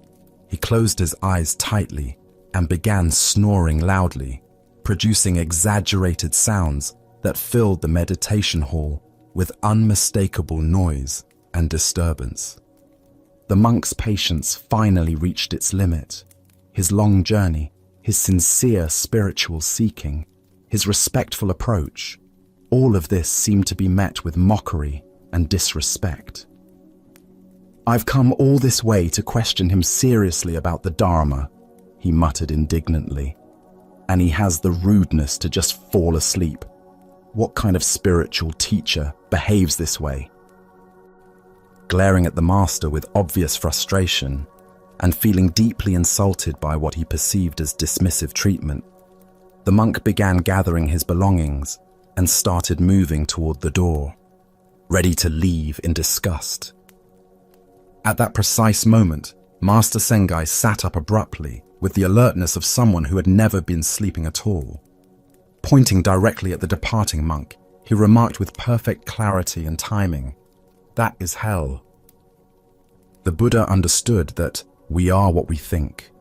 All that we are arises with our thoughts. With our thoughts, we make the world. The heart of this lesson lies in recognizing that heaven and hell are not distant destinations, but immediate experiences created by our present moment state of consciousness. This ancient wisdom illuminates our tendency to seek spiritual understanding in abstract concepts and future scenarios, rather than recognizing the sacred realities available in each moment. The monk's earnest questions about metaphysical destinations prevented him from seeing the heaven and hell being demonstrated directly in his immediate experience.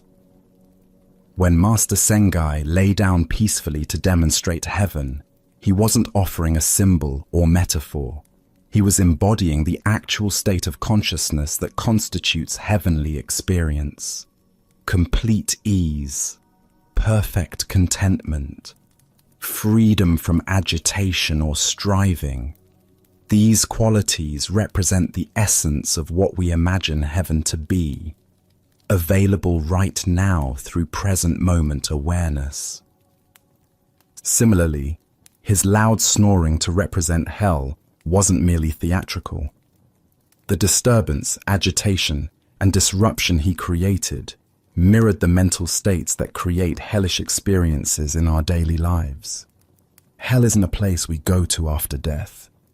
It's the quality of consciousness we experience when caught in anger, frustration, judgment, and resistance. Why do we consistently look for spiritual truth in complex explanations and future possibilities, rather than recognizing what's immediately available?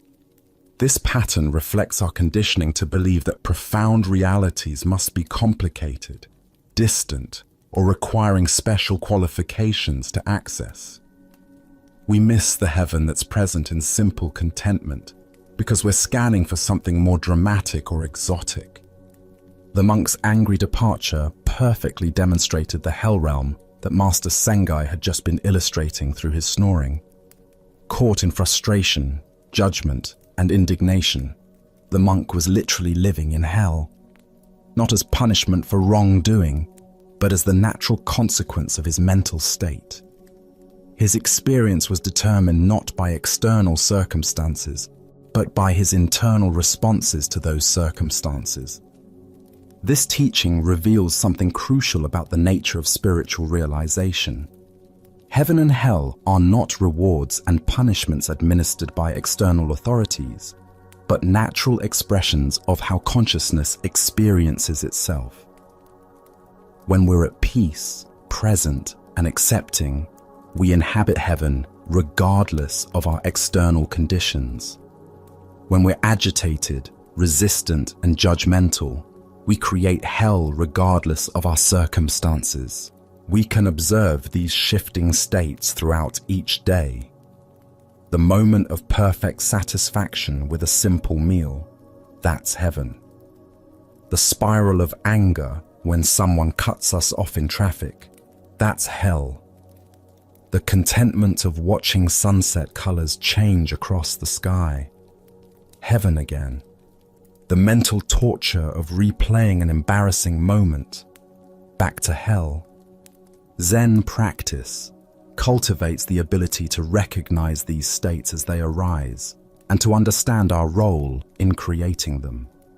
Rather than being victims of circumstances that impose heaven or hell upon us, we discover our power to choose which realm we inhabit through our responses to whatever appears. This story also points us toward understanding the immediacy of spiritual transformation. We don't need to wait until after death or until we've achieved some advanced level of realization to experience the essence of what we call heaven. It's available whenever we can settle into simple presence and acceptance of what is. The monk's expectation that spiritual teaching should come through complex explanations and theological discussions prevented him from receiving the direct transmission that Master Sengai offered. True Dharma teaching often bypasses intellectual understanding to point directly toward immediate experience. The most profound truths are often demonstrated rather than explained. Additionally, our minds tend to create elaborate future scenarios, both hoped for and feared, that distract us from engaging fully with present experience.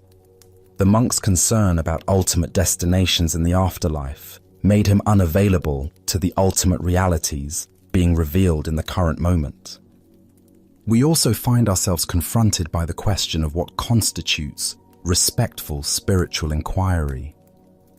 The monk felt insulted by the master's unconventional teaching methods, but his angry response revealed that his respect was conditional on receiving instruction in the format he expected, rather than in the form that would be most effective. Tonight, as you notice your mental states shifting throughout the evening, can you recognize the moments when you're creating heaven through acceptance and presence, and the moments when you're creating hell through resistance and agitation.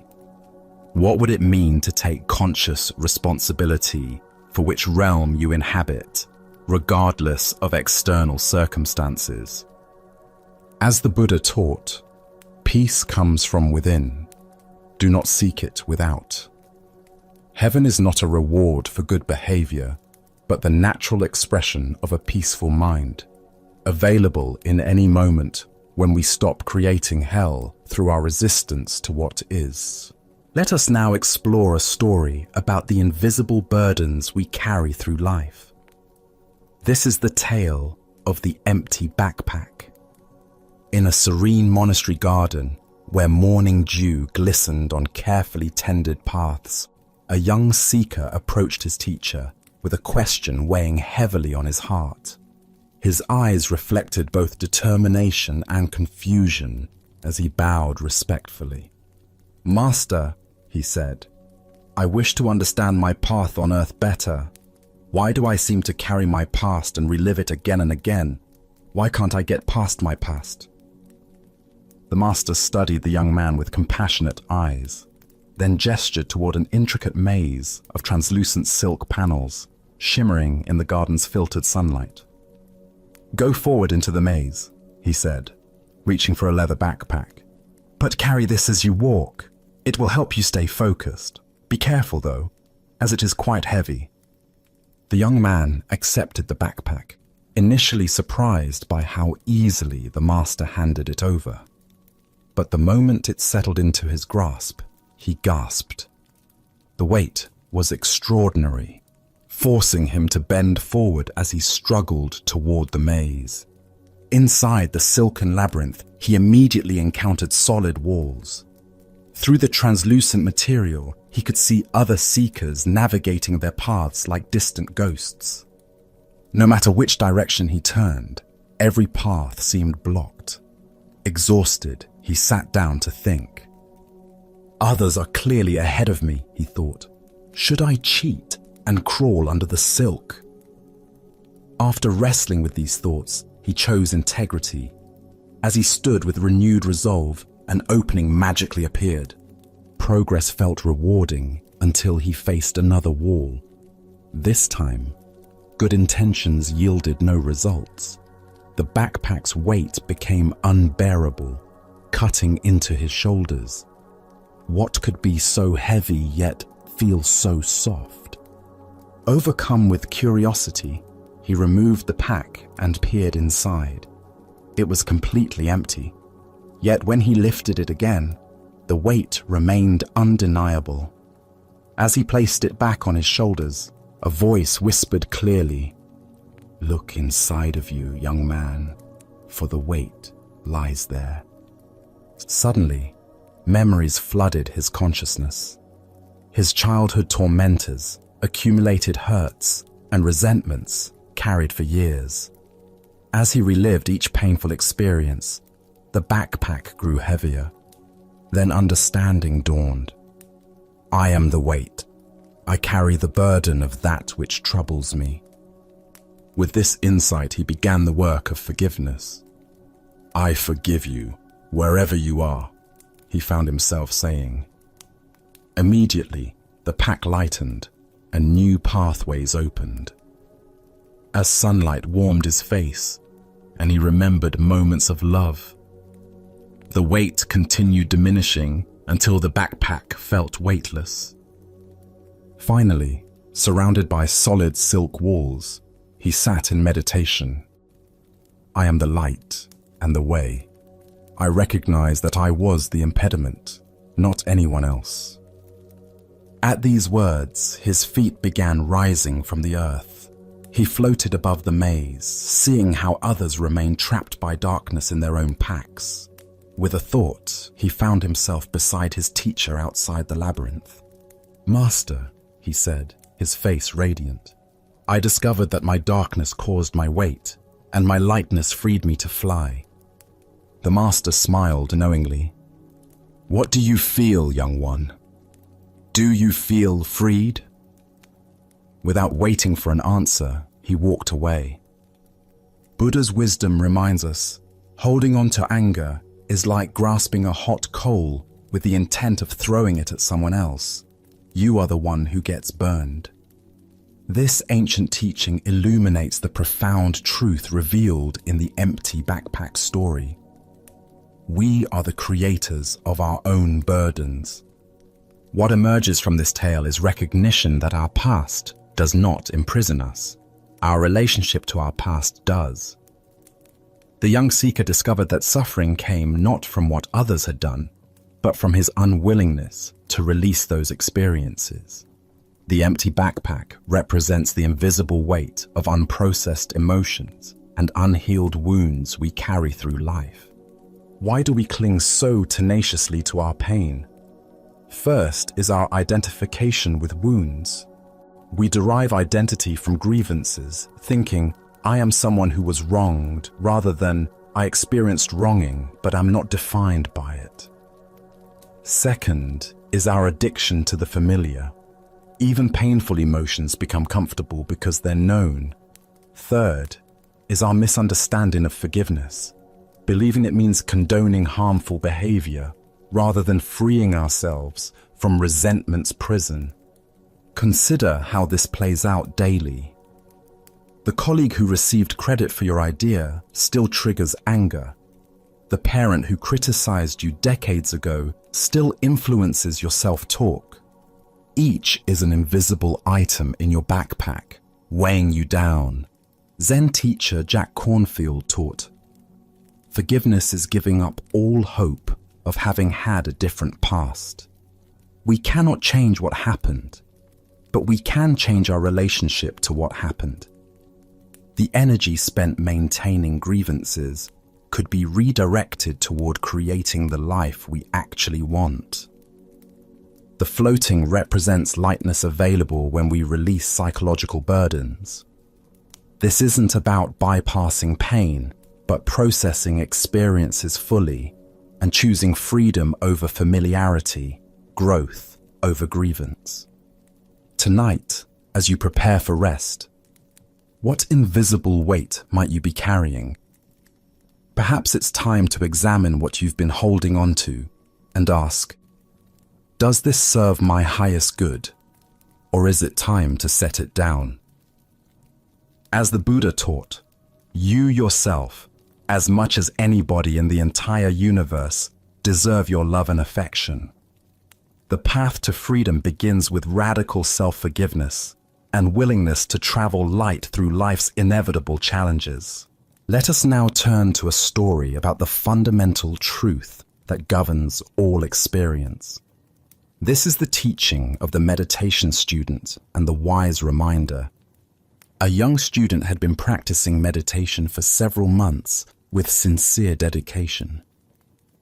Each morning and evening, he would sit quietly on his cushion, close his eyes, and attempt to follow the breathing techniques his teacher had shown him. Some days, the practice felt natural and peaceful, but recently he had been struggling with what seemed like constant distraction and discomfort. On this particular morning, he could barely sit still for 5 minutes before frustration overwhelmed him. His mind raced with thoughts about work, relationships, and a dozen trivial concerns. His legs ached from sitting in an unfamiliar position, and despite his best efforts to focus on his breath, he found himself constantly pulled away by mental chatter and physical restlessness. After what felt like hours, but was probably only 20 minutes, he gave up on his practice and sought out his meditation teacher.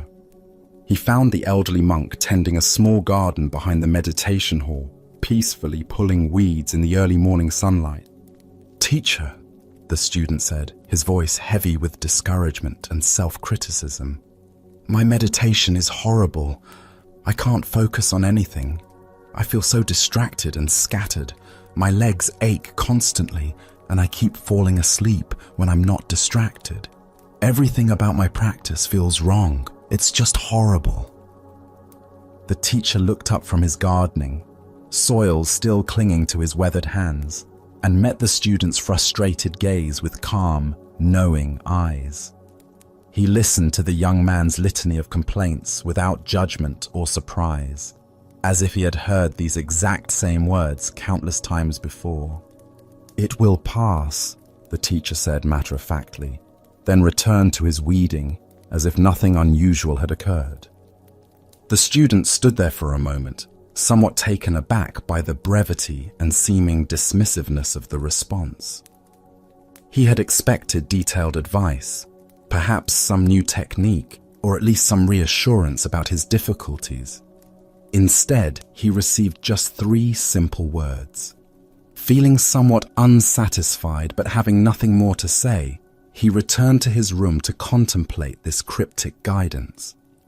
Over the following days, the student continued his practice despite his frustrations. Gradually, something began to shift.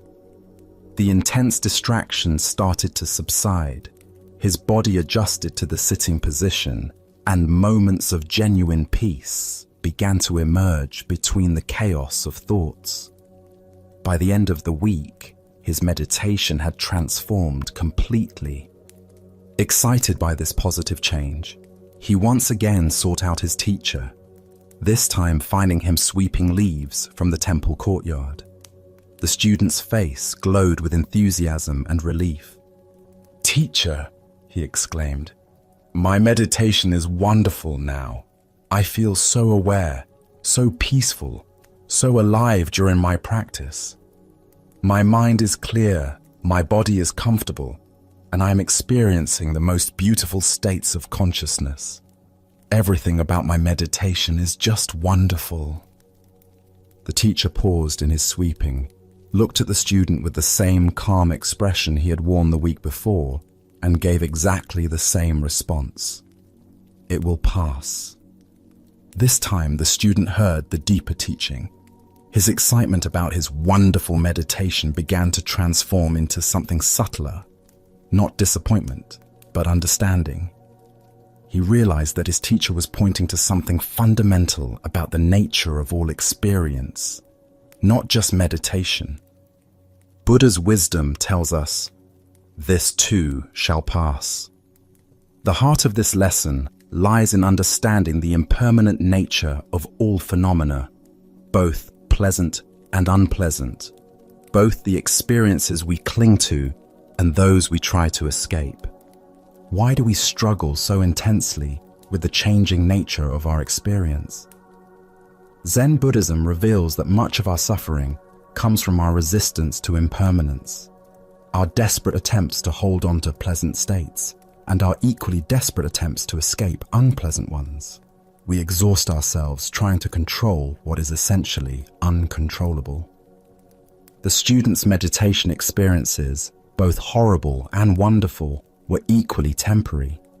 His teacher's consistent response pointed to a deeper stability that exists beneath the constantly changing surface of experience.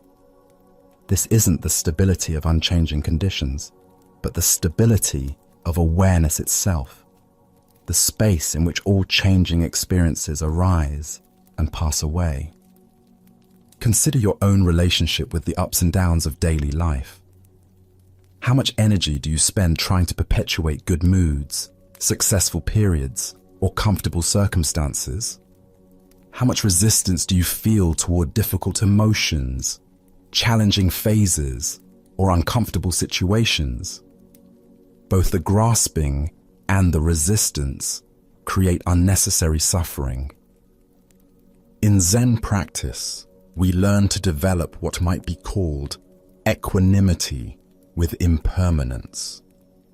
This doesn't mean becoming indifferent to our experiences or not caring about outcomes.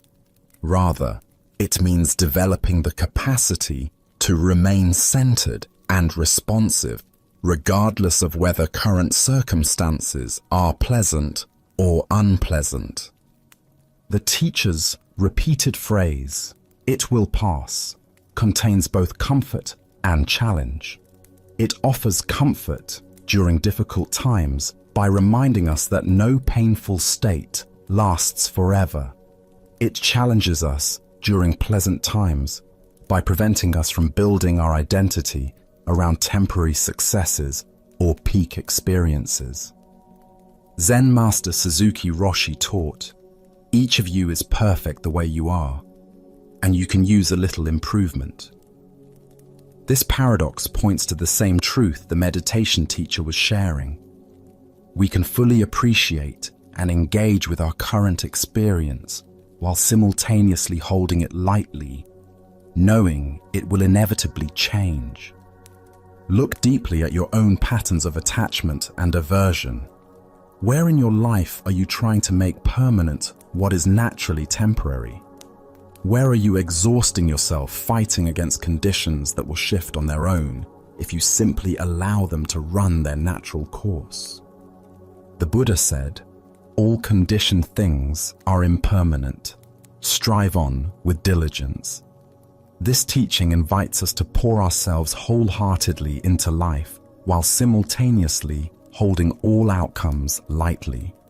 We can care deeply about our practice, our relationships, our work, and our growth, while remembering that all forms and experiences are temporary visitors in the space of awareness. This understanding transforms how we relate to both success and failure, both pleasure and pain. Instead of being thrown around by the inevitable fluctuations of life, we can find our stability in the awareness that remains constant while everything else changes.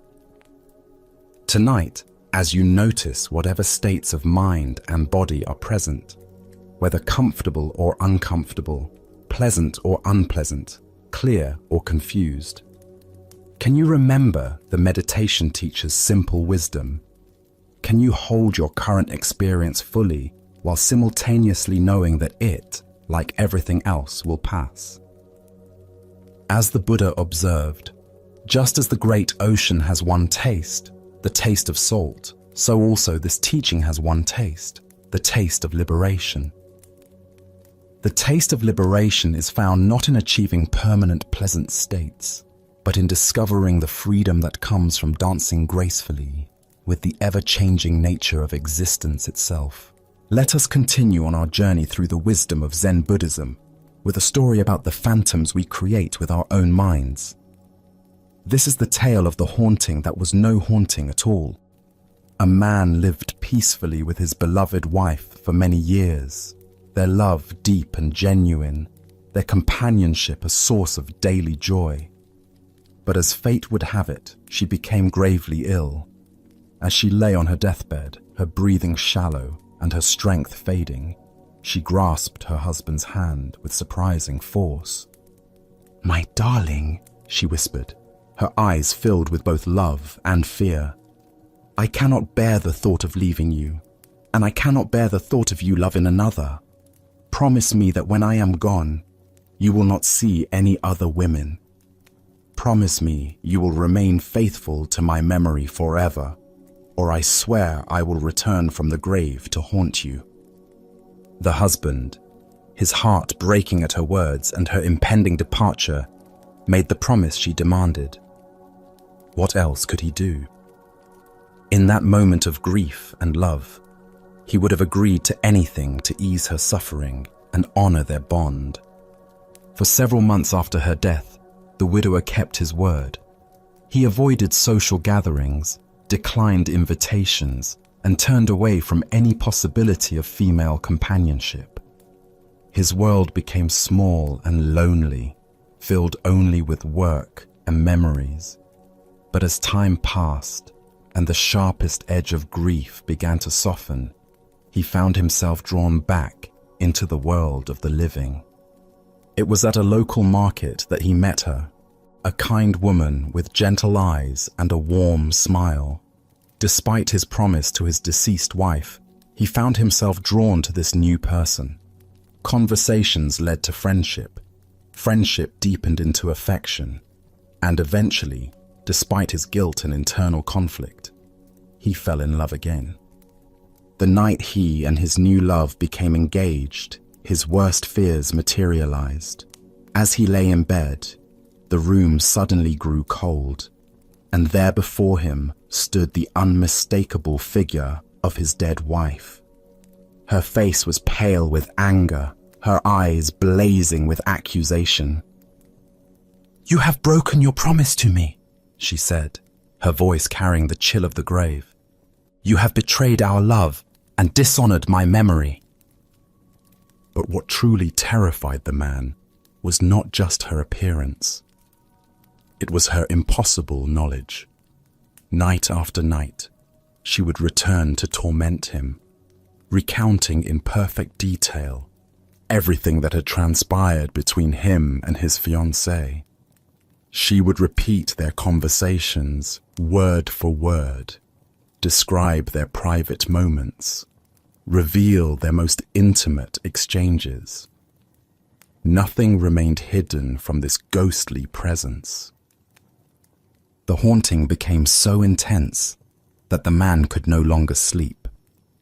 Dark circles formed under his eyes, his hands shook constantly, and his new relationship began to suffer under the weight of his terror and exhaustion. Desperate for relief, he sought out a Zen master who lived in a small temple near the village. "Master," the man said, his voice trembling as he recounted his story, "my dead wife's ghost appears to me every night.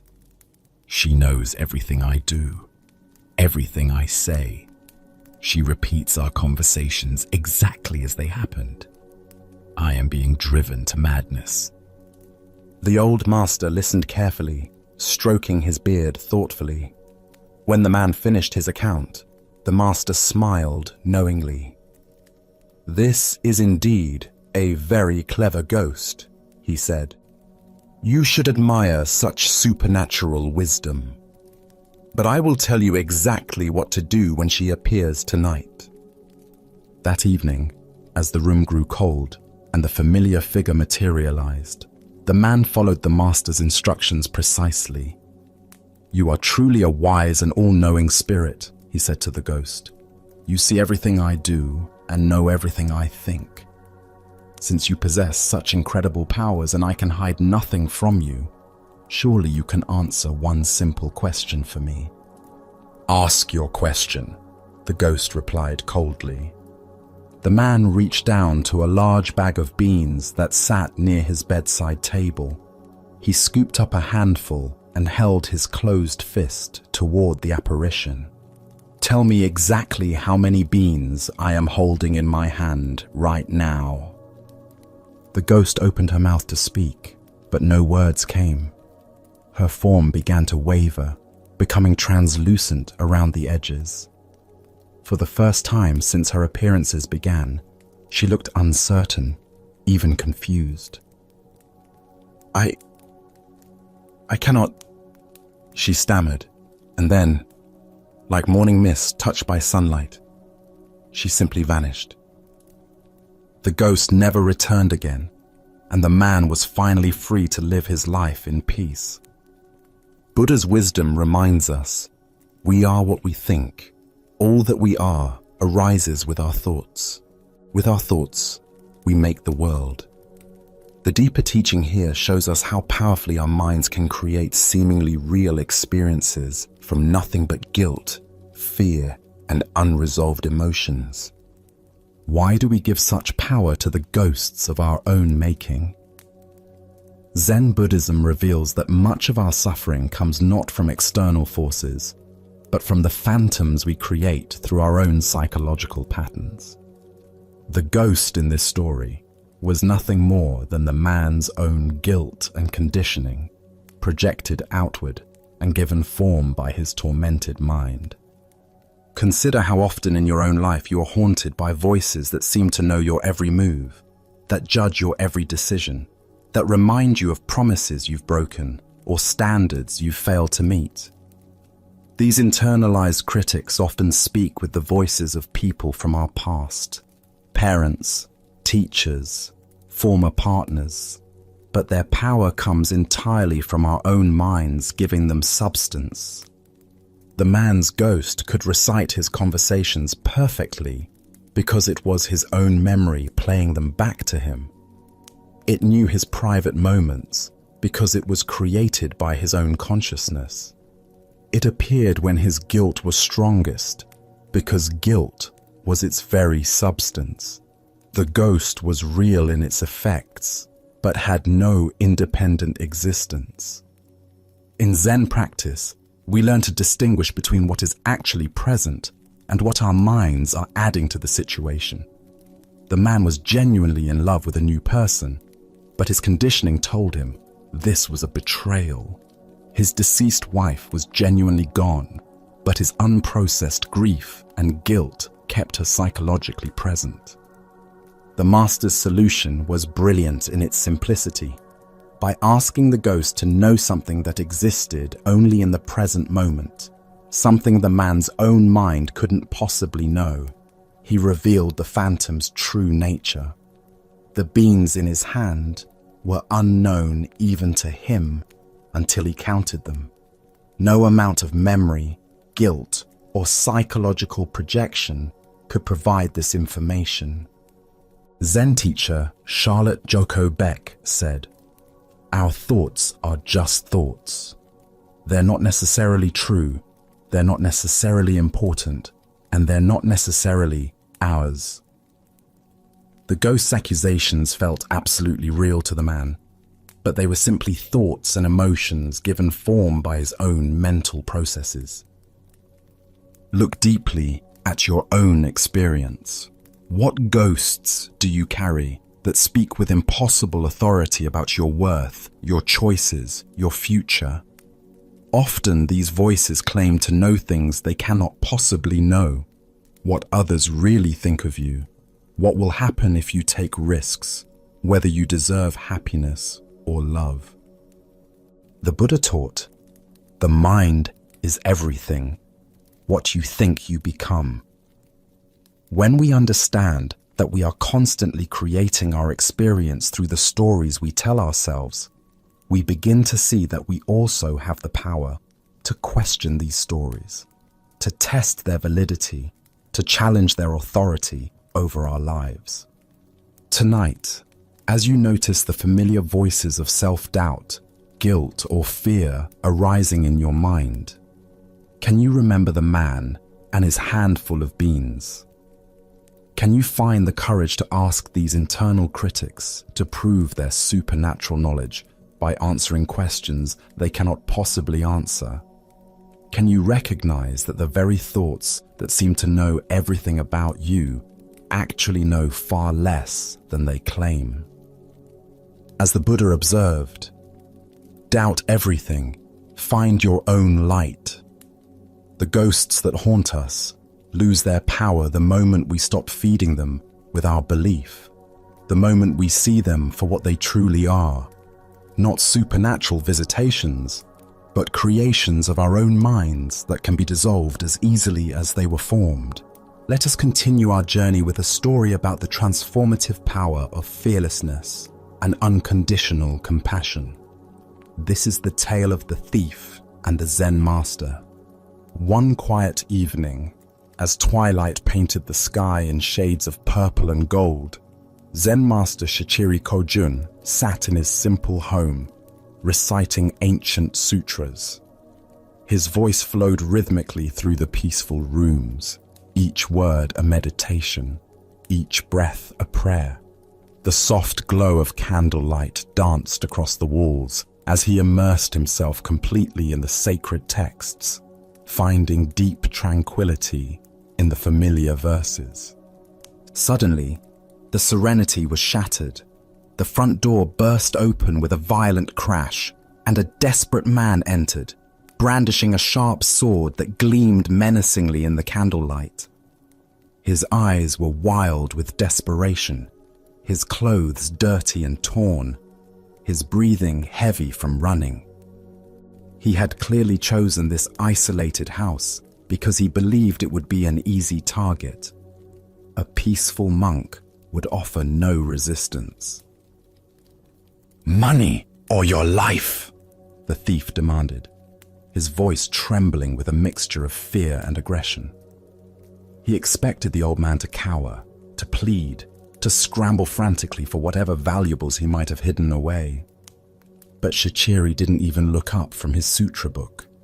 His voice remained calm and steady, as he continued reciting for a moment before pausing to address the intruder. "Please don't disturb my practice," he said, with the same gentle tone he might use to ask someone to close a door. "If you need money, help yourself. It's in that drawer over there." He gestured casually toward a simple wooden chest, then immediately returned to his recitation as if nothing unusual had occurred. The thief stood frozen, his sword still raised, completely bewildered. In all his years of stealing, he had never encountered such a reaction.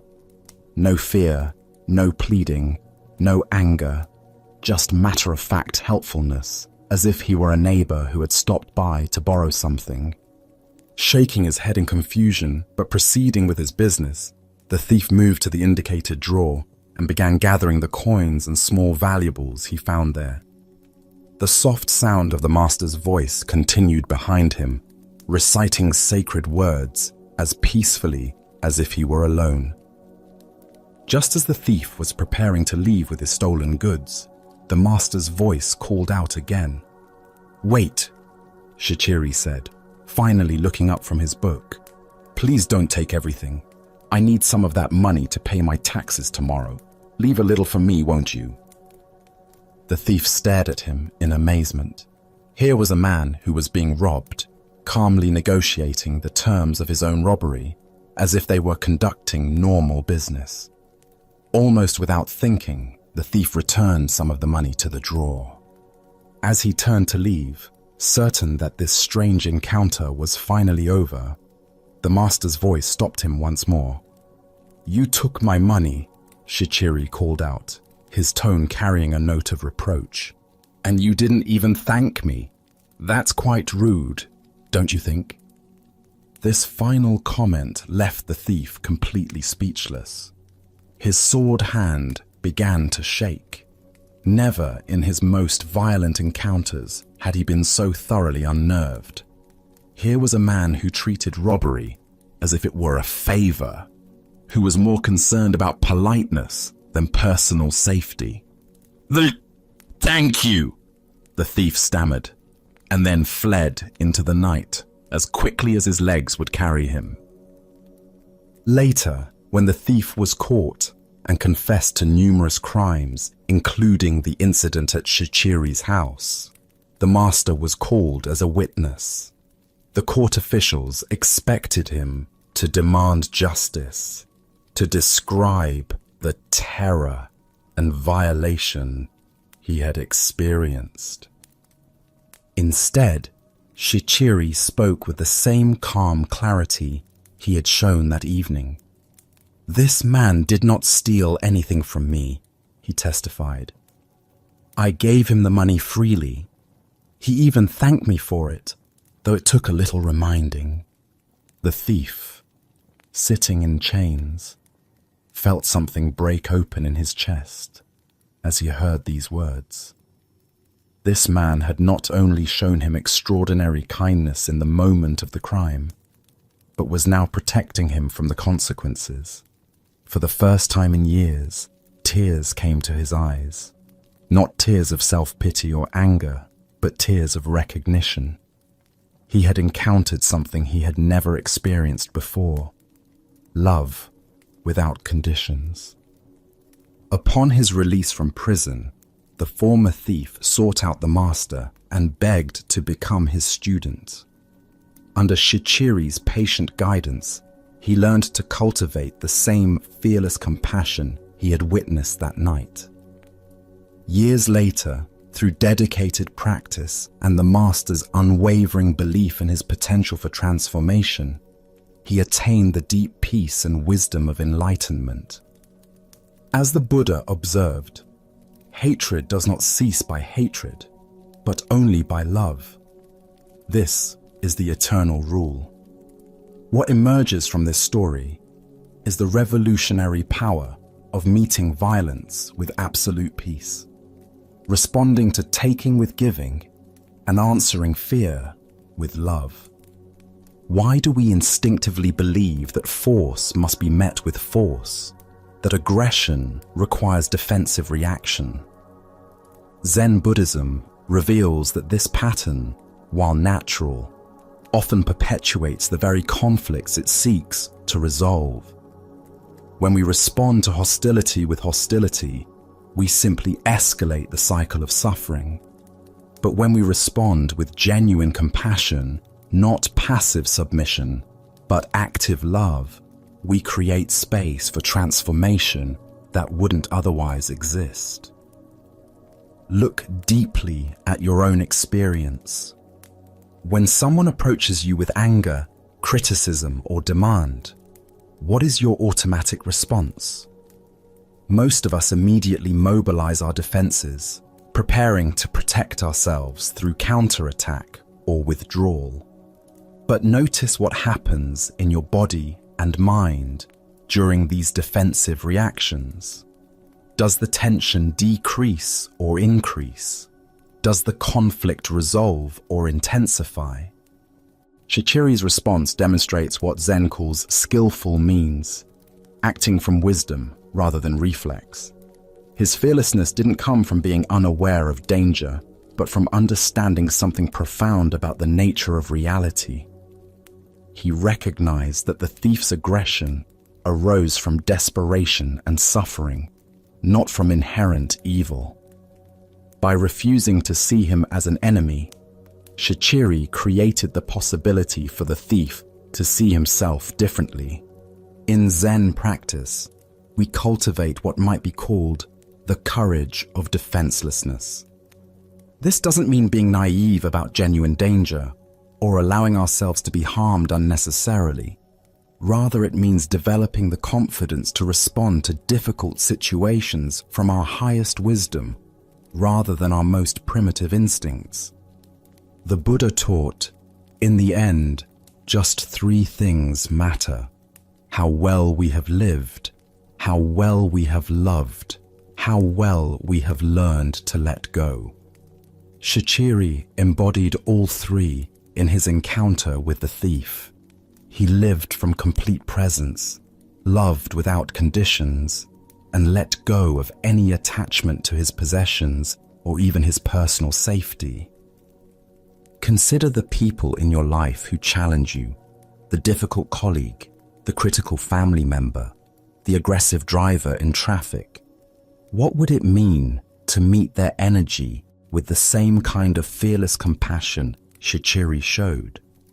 Not by agreeing with them or submitting to their demands, but by refusing to match their level of reactivity, by staying connected to your own center of peace, regardless of their behavior.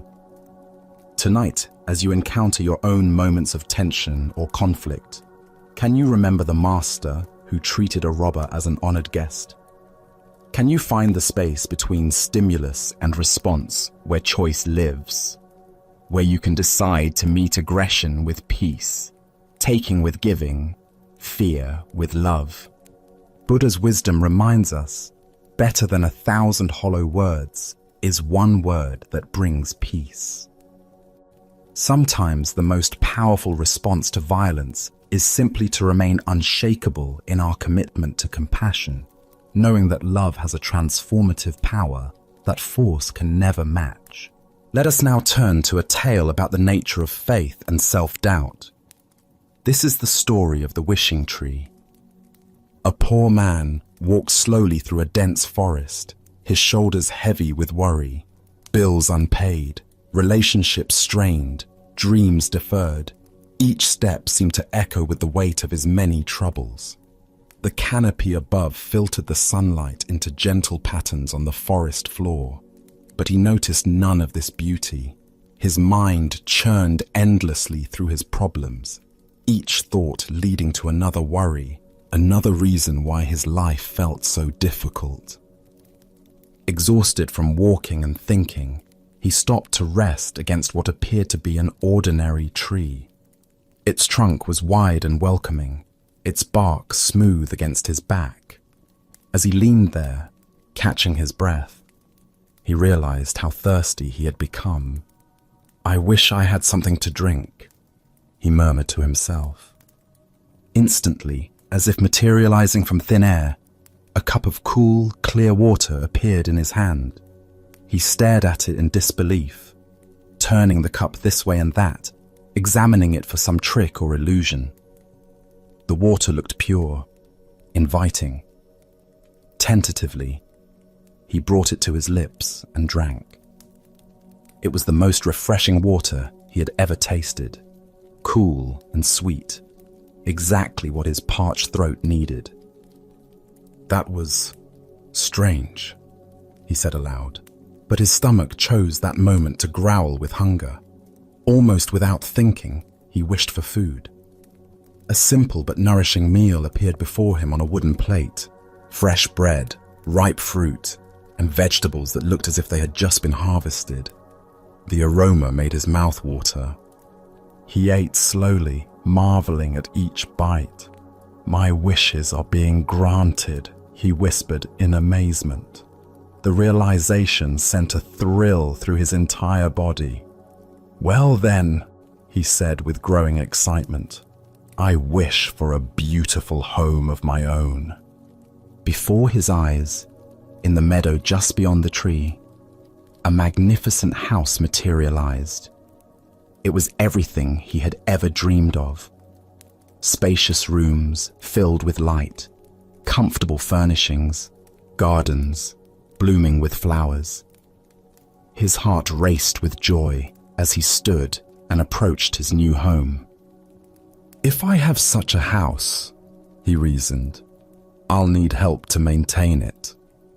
He wished for servants, and immediately several kind-faced people appeared, bowing respectfully and asking how they might serve him. The man laughed with delight, hardly believing his incredible fortune. And what good is a beautiful home without someone special to share it with? He wondered aloud.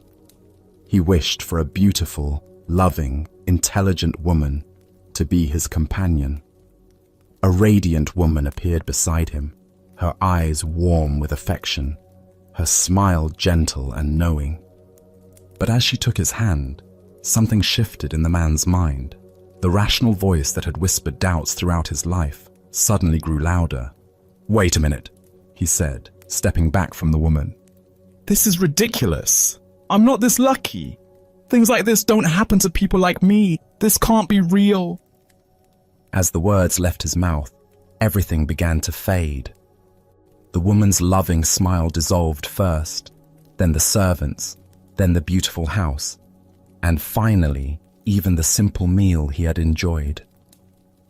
He found himself alone again, leaning against what now seemed like an ordinary tree, with nothing but his original troubles for company. He shook his head knowingly. "I knew it," he muttered, and walked away through the forest, his mind immediately returning to the familiar patterns of worry and complaint that had occupied him before. Buddha's wisdom reminds us, we are what we think. All that we are arises with our thoughts. With our thoughts, we make the world. The heart of this lesson lies in understanding the creative power of belief and the self-sabotaging nature of doubt. Why do we so readily dismiss the good that comes into our lives? Zen Buddhism points to a deeply conditioned pattern in the human mind, the tendency to trust our limitations more than our possibilities. We become so familiar with struggle, so identified with our problems, that abundance feels foreign, even threatening to our sense of self. Consider how often throughout your day you might receive unexpected kindness, notice surprising beauty, or encounter opportunities that could transform your circumstances. How quickly do you dismiss these gifts as coincidence, luck, or too good to be true? This reflexive doubt often causes us to literally walk away from the very blessings we've been seeking. The wishing tree represents the responsive universe that Zen teaches us about, reality that mirrors back our deepest beliefs about what we deserve and what's possible. When we approach life with trust and openness, we often discover resources and opportunities that were always available but previously invisible to us. When we approach with cynicism and self-doubt, these same possibilities seem to vanish. The man in the story had access to everything he needed, but his conditioning told him that someone like him couldn't possibly be worthy of such gifts. His belief in his own limitations became more powerful than the evidence of his senses. This is the tragedy of self-doubt. It causes us to abandon the very solutions to our problems. Zen teacher Suzuki Roshi said, "Each of you is perfect the way you are, and you can use a little improvement." This paradox points to the balance between accepting our inherent worthiness while remaining open to growth. The man under the tree couldn't hold both truths simultaneously, that he was worthy of good things, and that positive change was possible in his life. In our modern context, we encounter wishing trees constantly. The colleague who offers genuine friendship, but we assume they have ulterior motives. The job opportunity that seems perfect, but we convince ourselves we're not qualified. The romantic relationship that feels too good to be true, so we sabotage it before it can disappoint us. Each time we choose familiar limitation over unfamiliar possibility, we walk away from our own wishing tree. The Buddha taught, doubt everything, find your own light. But there's a crucial distinction between the doubt that leads to wisdom and the doubt that leads to self-defeat. Wise doubt questions assumptions and seeks truth. Self-defeating doubt assumes the worst about ourselves and our possibilities, then treats these assumptions as facts. Zen practice invites us to notice when we're dismissing good fortune, abundance, or love simply because it doesn't match our habitual story about ourselves. Can we remain open to the possibility that we might be more deserving, more capable, more lovable than our conditioning suggests? Tonight, as you reflect on the day's experiences, can you identify moments when you might have walked away from your own wishing tree? Perhaps a compliment you dismissed, an opportunity you assumed wasn't meant for you, or a moment of joy you cut short because it felt too good to last. What would it mean to trust in your worthiness to receive life's gifts? As the Buddha observed, thousands of candles can be lighted from a single candle, and the life of the candle will not be shortened. Happiness never decreases by being shared. The wishing tree's magic isn't diminished by granting wishes, it's fulfilled by them. And our capacity to receive life's blessings isn't diminished by accepting them, it's expanded. Our next story reveals the power of returning to what is real when fear threatens to overwhelm us. This is the tale of the captured warrior. In ancient Japan, during a time of constant warfare between rival clans, a skilled warrior found himself on the losing side of a fierce battle. As his comrades fell around him and defeat became inevitable, he was captured by enemy soldiers and dragged away from the battlefield, his armor stripped, his weapons confiscated. That evening, they threw him into a dark, cramped prison cell with stone walls that seemed to press in from all sides. The heavy wooden door slammed shut with a finality that echoed through his bones. As darkness settled over the prison, the warrior's mind began to race with terrifying possibilities. Tomorrow, they would come for him. He knew the customs of war. First would come the interrogation, designed to extract information about his lord's defenses, troop movements, and strategic plans. When he refused to speak, as honor demanded, they would resort to torture. Hot iron, bamboo splinters under his fingernails, methods he had heard described in hushed tones by other warriors. And when they had extracted what they could, or when they grew tired of his silence, would come the execution. As these thoughts consumed him, his heart began to pound so violently he feared it might burst. His breathing became shallow and rapid. Sweat beaded on his forehead despite the cool night air. Sleep seemed impossible as his mind conjured increasingly vivid scenarios of tomorrow's suffering. Hours passed in this torment. The warrior paced his small cell, sat against the cold stone wall, lay on the straw-covered floor. Nothing brought relief from the visions of impending doom that played repeatedly in his mind like a terrible dream he couldn't escape.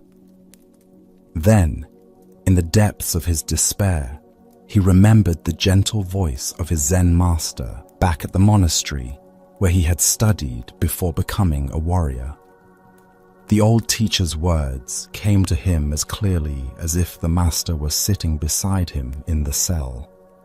Tomorrow is not real, it is an illusion. The only reality is now.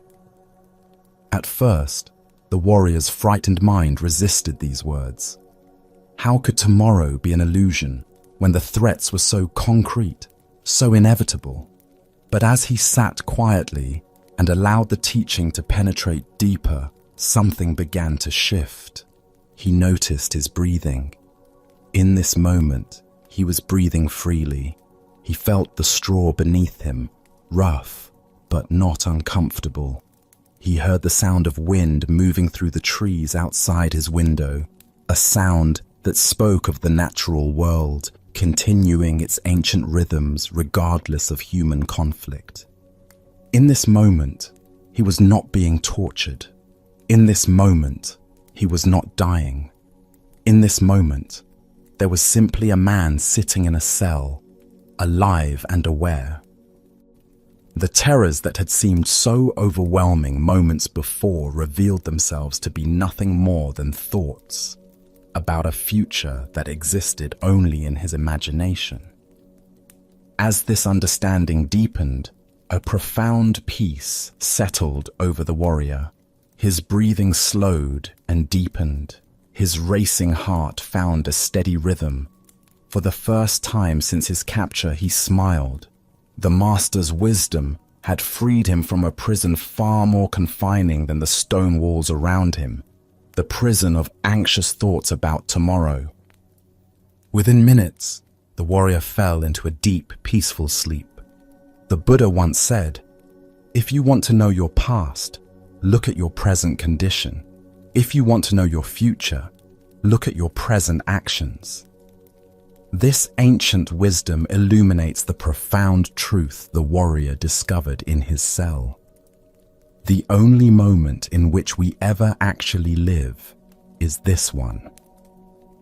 Why do we torture ourselves with endless scenarios about the future? Zen Buddhism explains that our minds evolved as survival mechanisms, constantly scanning for threats and planning for protection. While this capacity serves us in genuine emergencies, it becomes a source of suffering when we mistake mental projections for reality.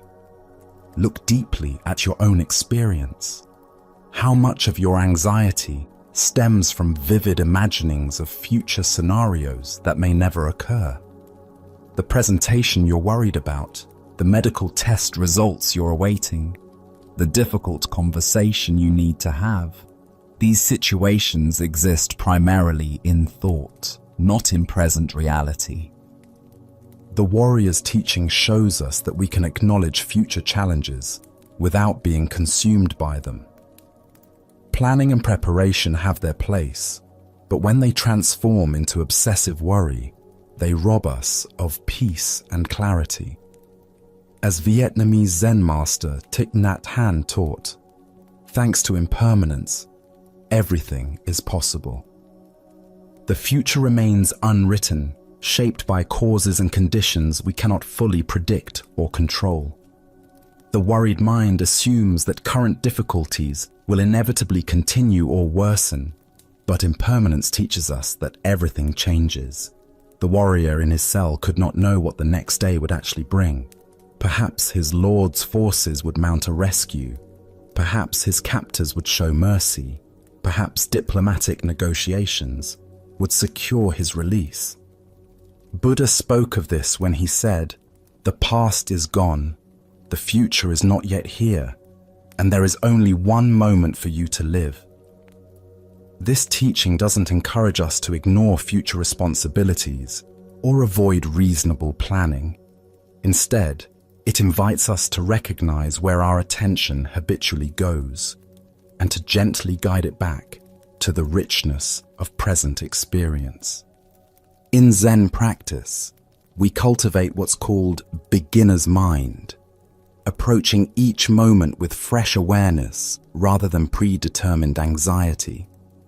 When we truly inhabit the present, we often discover that it contains resources for peace and clarity that worried thinking never revealed. Consider how the warrior's shift in attention transformed his entire experience. The same cell, the same uncertain future, but by returning to present moment awareness, suffering transformed into peace.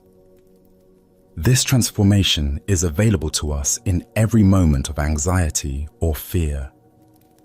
Tonight, as you notice your mind creating stories about tomorrow's challenges, remember the captured warrior and his master's wisdom.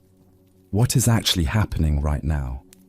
What simple experiences, breathing, sitting, the temperature of the air, are available to anchor you in reality rather than imagination? As the Buddha taught, do not dwell in the past, do not dream of the future, concentrate the mind on the present moment. In this teaching lies the key to the warrior's prison and our own. Let us now turn to a story about generosity in the face of poverty and the profound recognition of what truly cannot be stolen. This is the moon in the window. Master Ryokan lived in conditions of voluntary simplicity that would have challenged even the most committed ascetic. His small mountain hut contained virtually no possessions, no treasures, no valuable objects, no accumulations of any kind that might tempt a thief or provide security for the future. His few belongings consisted only of the most basic necessities: worn robes, simple eating utensils, and perhaps a book or two for contemplation. On this particular evening, as Master Ryokan rested peacefully in his humble dwelling, a sneak thief approached through the darkness, believing he had found an easy target in what appeared to be an unguarded dwelling. The thief moved carefully, avoiding any sounds that might alert the occupant to his presence, and managed to slip inside the hut undetected. Once inside, however, the burglar quickly discovered the reality of the master's lifestyle. He searched methodically through the small space, examining every corner and crevice where valuables might be hidden, but found absolutely nothing worth stealing. There were no coins, no jewelry, no fine fabrics, no tools of value, nothing that could be easily carried away and converted into money or traded for necessities. The thief stood in the middle of the sparse room, frustrated and disappointed by this complete lack of anything worth taking. He had risked detection and potential punishment for what appeared to be a completely fruitless endeavor. After investing time and effort in this nocturnal enterprise, he was faced with the prospect of returning home empty-handed, with nothing to show for his criminal efforts. Just as the discouraged thief was preparing to leave in defeat, Master Ryokan's voice emerged gently from the darkness. Rather than shouting for help or expressing anger at this intrusion into his privacy, the master spoke with the kind of compassionate concern he might show toward any guest who was experiencing difficulty. "Wait," the master called softly. "Don't leave yet." The thief froze, expecting to be confronted, accused. or perhaps threatened with consequences for his attempted burglary. Instead, he watched in amazement as Master Ryokan quietly rose from his sleeping area and began removing the old cotton-quilted bedclothes that provided his warmth during the cool mountain nights. Without a word of reproach or any indication that he considered this intrusion a violation, the master folded his bedding carefully and offered it to the bewildered thief. "Here," he said simply. "Take this. You've come all this way and deserve something for your trouble." The thief accepted the unexpected gift in stunned silence, unsure how to respond to such extraordinary generosity from someone he had intended to rob. This was unlike any encounter with a victim he had ever experienced. The master's kindness left him speechless and somehow ashamed of his original intentions. As the confused burglar departed with the master's bedding, Master Ryokan stood in his doorway and noticed that the moon had risen over the eastern mountains, casting its serene light across the landscape. The beauty of this sight inspired him to compose a traditional waka poem that captured both his physical situation and his spiritual understanding. Left untouched by the thief in his haste, the moon in the window.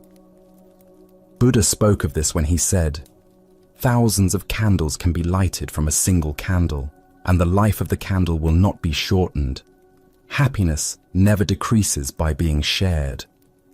This tale unveils a teaching about the difference between material wealth and true abundance, and the recognition that our deepest treasures cannot be taken by any external force. This ancient wisdom illuminates our relationship with possession, security, and the fear of loss that dominates so much of human experience.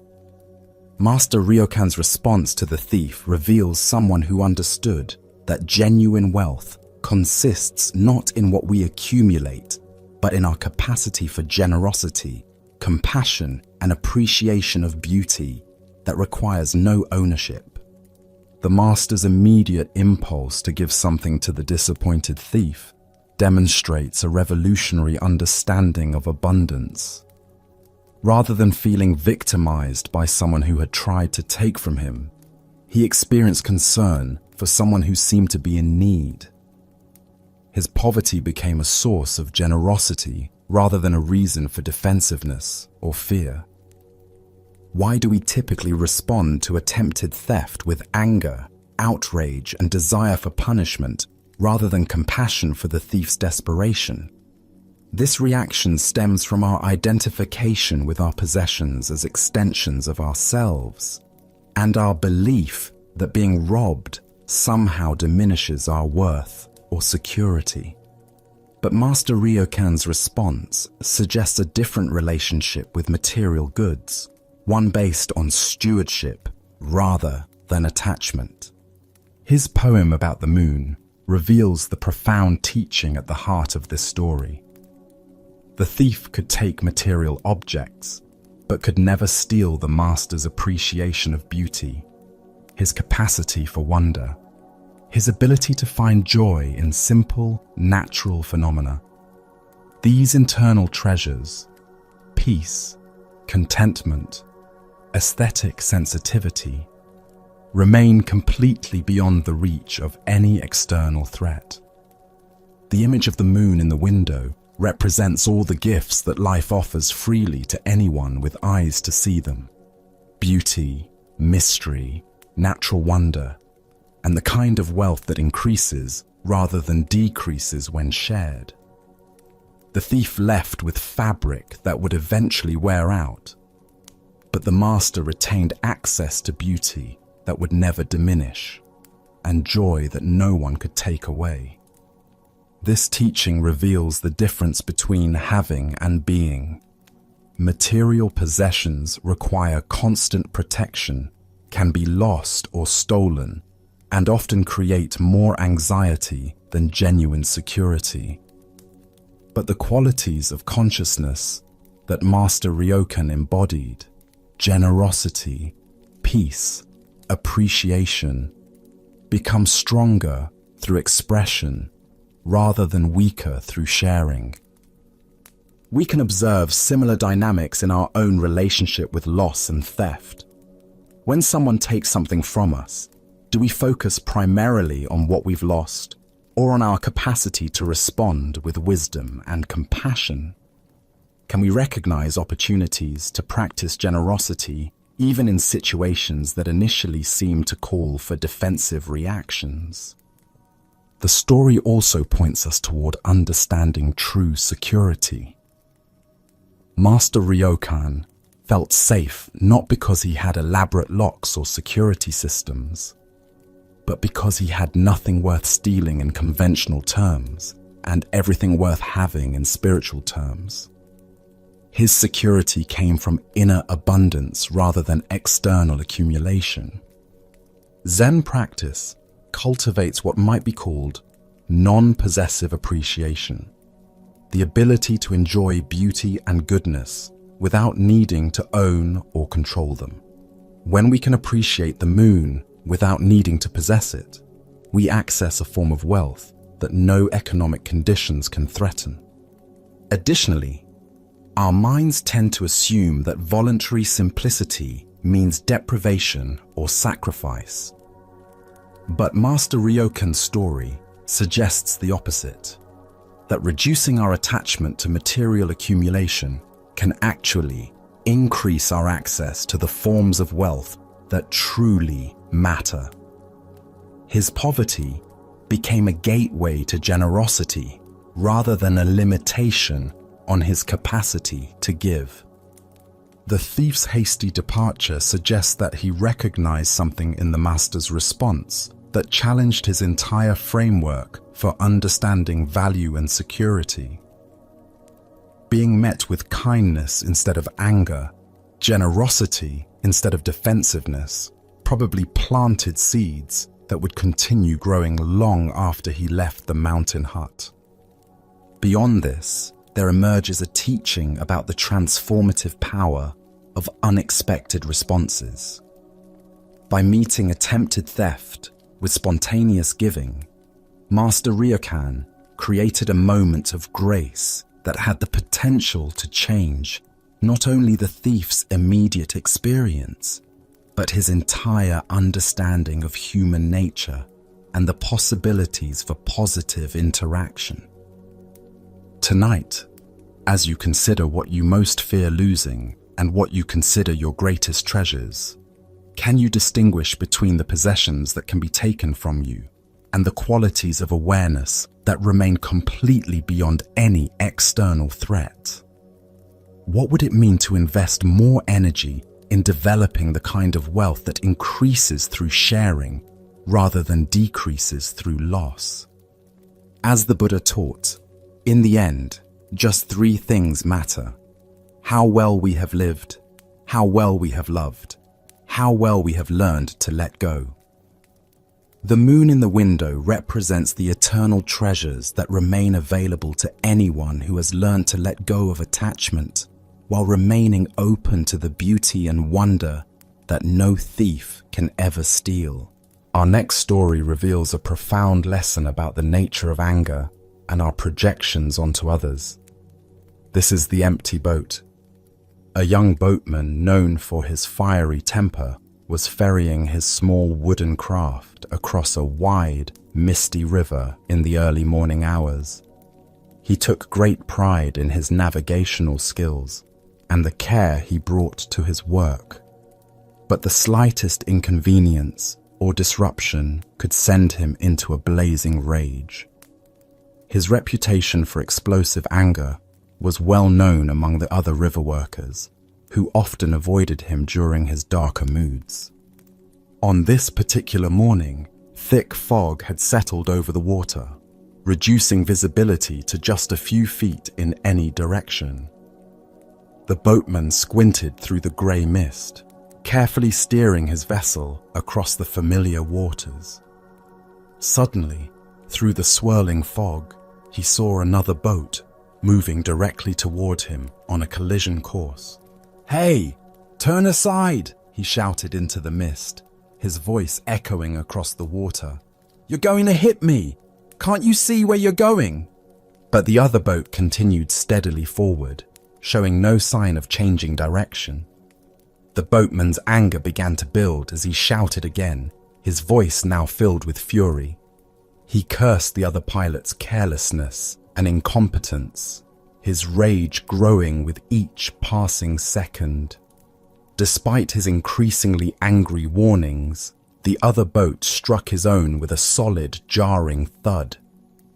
Now boiling with indignation, the boatman was ready to leap into the other vessel and give its foolish pilot a piece of his mind. He prepared himself for a confrontation, ready to unleash all his pent-up frustration on the person who had so carelessly disrupted his morning journey. His fists were clenched, his face red with anger as he moved toward the other boat. But as he peered through the mist at the vessel that had struck him, he discovered something that stopped him completely. The boat was empty. There was no pilot at the tiller, no person to blame or confront. It was simply a drifting boat that had been carried into his path by the river's current. In that instant, his anger vanished completely. It was impossible to be furious at an empty boat. There was no target for his rage, no one to receive his harsh words. All the aggressive energy that had built up inside him suddenly had nowhere to go. He simply pushed the empty vessel away and continued his journey, his mind now as calm as the misty river around him. Buddha's wisdom reminds us, holding on to anger is like drinking poison and expecting the other person to die. The heart of this lesson lies in recognizing how much of our anger is directed at empty boats, projections of intention where none exists. This tale unveils a fundamental truth about the nature of human reactivity. Most of our emotional suffering comes not from what others actually do to us, but from the stories we create about their motivations, intentions, and character. We assume malice where there might be distraction, disrespect where there might be ignorance, and personal attack where there might be simple circumstance. Why do we so readily populate empty boats with imaginary pilots to blame? Our minds evolved to quickly assess threats and assign agency to potentially dangerous situations. This survival mechanism served our ancestors well when distinguishing between a rustling bush caused by wind versus a predator. But in modern social situations, this same tendency leads us to attribute deliberate, harmful intent to actions that may have no such motivation. Think about your daily interactions. When someone cuts you off in traffic, do you immediately assume they're inconsiderate and selfish? When a colleague doesn't return your greeting, do you decide they're being rude or dismissive? When a friend cancels plans last minute, do you interpret it as a sign they don't value your friendship? In each case, you may be creating a pilot for an empty boat. The driver who cut you off might be rushing to the hospital with a sick child. Your colleague might be preoccupied with devastating personal news. Your friend might be struggling with anxiety or depression.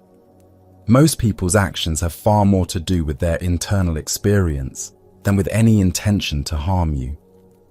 Zen master Huang Po taught, "The foolish reject what they see, not what they think. The wise reject what they think, not what they see." When we react to our interpretations rather than to what actually happened, we're fighting empty boats. This doesn't mean becoming passive or failing to set appropriate boundaries. If someone's behavior affects you negatively, you can address it skillfully without creating elaborate stories about their motivations. You can say, "When you interrupted me, I felt unheard," rather than, "You're always so disrespectful and self-centered." The practice involves pausing when anger arises and asking, "Am I reacting to what actually happened, or to the story I'm telling myself about what happened? Am I angry at a person's actions or at the pilot I've imagined in their empty boat? In Zen meditation, we learn to observe our thoughts and emotions as passing phenomena rather than absolute truths. When anger arises, instead of immediately believing and acting on it, we can notice, anger is here. What story is my mind creating? What am I assuming about this person's intentions? The Buddha said, "You will not be punished for your anger. You will be punished by your anger." Each time we populate an empty boat with a malicious pilot, we create suffering for ourselves. Each time we remember that most boats are simply drifting with the current, we free ourselves from unnecessary reactivity. Tonight, as you reflect on recent moments of frustration or anger, can you identify which boats were truly piloted and which were empty? Can you feel the difference in your body between reacting to harmful intent versus responding to simple circumstance? As the Buddha taught, peace comes from within. Do not seek it without. When we stop fighting empty boats, we discover that peace was available all along. Now, let us explore a Zen story about the futility of trying to escape aspects of ourselves. This is the man who ran from his shadow. There once lived a man who had developed an intense fear of his own shadow and a deep hatred for his footprints. Every morning when he woke and saw his shadow following him wherever he went, he felt a wave of revulsion and anxiety. The dark silhouette seemed to mock him, mimicking his every movement and gesture. When he walked across sandy ground or dusty paths, he would look back and see the trail of footprints he had left behind. And these too filled him with disgust and shame.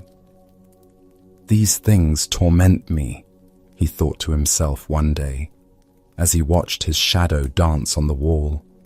My shadow follows me everywhere, reminding me of my presence in this world, and my footprints leave evidence of everywhere I've been. I must find a way to escape from them completely. So he devised what seemed like a logical plan. He would run away from his shadow and outpace his footprints. If he could just move fast enough, surely he could leave these troublesome companions behind. Early one morning, he began to run, determined to free himself from their persistent presence. But as he ran, something frustrating happened. Every time he put his foot down, another footprint appeared in the dirt behind him. His shadow had no trouble at all keeping up with him, moving effortlessly alongside him no matter how fast he moved. The faster he ran, the more footprints he created, and his shadow seemed to grow more animated with each stride. "I'm not running fast enough," he concluded, breathing hard but unwilling to give up. "If I can just increase my speed, I'll surely outdistance them." So he ran faster and faster, his heart pounding and his breath coming in gasps. Sweat poured down his face as he pushed his body to its limits, but still his shadow kept perfect pace with him, and still each step created another footprint in his wake. His frustration grew into desperation as he realized his plan wasn't working. Hour after hour, he continued this frantic chase, running faster and faster, never stopping for a moment's rest. His body began to ache, his lungs burned, and his legs trembled with exhaustion. But he was so fixated on escaping his shadow and footprints that he couldn't see the simple futility of his efforts. Finally, after running for what felt like an eternity, he collapsed from complete exhaustion and died there on the path, his shadow still beside him and his footprints trailing behind him, all the way back to where his desperate journey had begun. What the man never understood was that the solution to his problem was remarkably simple. If he had merely stepped into the shade of a tree, his shadow would have vanished completely. And if he had simply sat down and remained still, there would have been no more footprints. As the Buddha observed, you yourself, as much as anybody in the entire universe, deserve your love and affection. This ancient wisdom reveals a profound truth about our relationship to the aspects of ourselves we try to escape or eliminate. The deeper teaching here shows us how much energy we waste trying to run away from fundamental aspects of our existence, rather than learning to work skillfully with them. The shadow in this story represents all the parts of ourselves we find unacceptable: our anger, our sadness, our fears, our perceived flaws, or our past mistakes. The footprints represent the evidence of our impact on the world, the traces we leave behind that we sometimes wish we could erase. This pattern of running from ourselves manifests in countless ways throughout our lives. We might try to escape our tendency toward anxiety by staying constantly busy, only to create more stress and more anxiety. We might attempt to outrun our loneliness by filling every moment with social activity, never giving ourselves the stillness necessary to address the root of our isolation. Why do we believe we can solve internal problems through external action? The mind convinces us that if we can just change our circumstances, alter our environment, or modify our behavior sufficiently, we can escape the uncomfortable aspects of our psyche. But as the running man discovered, this approach often intensifies the very problems we're trying to solve. Think about the shadows you might be running from in your own life. Perhaps you're trying to escape feelings of inadequacy by working excessive hours, creating more exhaustion and less time for the self-care that might actually address your insecurity. Maybe you're attempting to avoid grief after a loss by staying constantly entertained, preventing yourself from processing the emotions that need to be felt for healing to occur. The footprints we try to escape might be past mistakes, relationships that ended badly, or choices we regret. We exhaust ourselves trying to outrun the consequences of our history rather than learning to make peace with our imperfect human journey. Zen Buddhism points toward a radically different approach. Instead of running from our shadows, we can learn to step into the shade. Instead of trying to eliminate our footprints, we can learn to walk more mindfully. The very things we're trying to escape often contain the seeds of our liberation when we stop fleeing and start facing them with compassion. Zen master Suzuki Roshi taught, "Each of you is perfect the way you are, and you can use a little improvement." This paradox captures the essence of working skillfully with our shadows. We can accept ourselves completely while still engaging in growth and healing, but from a place of self-compassion rather than self-rejection. The shade of the tree in the story represents the sanctuary we find when we stop running and start practicing self-acceptance. When we turn toward our difficult emotions with kindness rather than resistance, they often dissolve naturally, like shadows disappearing in the shade. When we cease the frantic activity designed to prove our worth or escape our discomfort, we create space for genuine rest and insight. The Buddha said, "The way is not in the sky, the way is in the heart." The path to freedom from our shadows leads through them, not around them.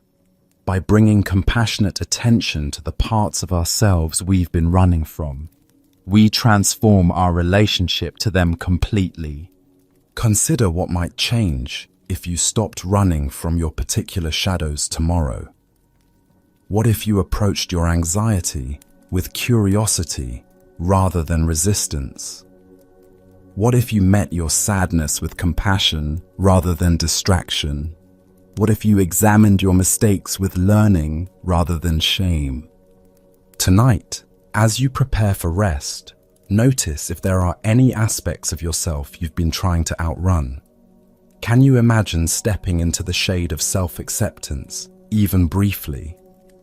What would it feel like to sit still long enough that no new footprints of regret or shame get created? As the Buddha taught, the trouble is you think you have time, but actually, the time to stop running and find peace with yourself is always right now. Tonight, as we draw our time together to a gentle end, can you feel how the calmness you've discovered isn't something you need to chase or earn, but something that was already there, patiently waiting beneath the surface noise of everyday life? Can you sense that the deep understanding you've touched through these stories lives not in distant teachings, but right here in your own quiet awareness, always available whenever you remember to look? The Buddha reminded us, 3 things cannot be long hidden: the sun, the moon, and the truth. As you reflect on this wisdom, notice that the tranquility and insight you've experienced tonight don't require perfect conditions or special knowledge to access. They emerge naturally from your own mind when you allow yourself to simply be present.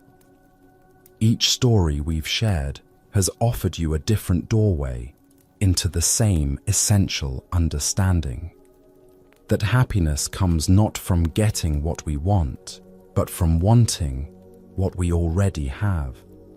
That freedom isn't about controlling our circumstances, but about changing how we relate to them.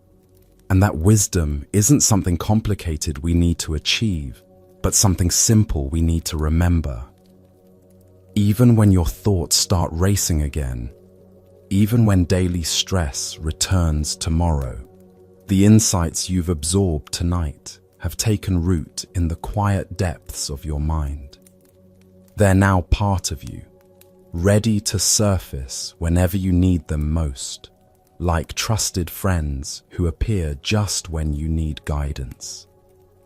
As you prepare to drift into rest, remember that these ancient teachings haven't shown you a complex philosophy, but a natural way of being that feels like coming home to yourself.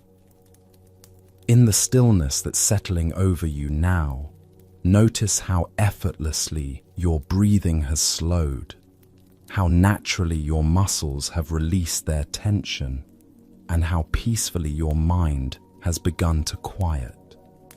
These stories remind us that profound truth isn't hidden in complicated concepts or far-off places.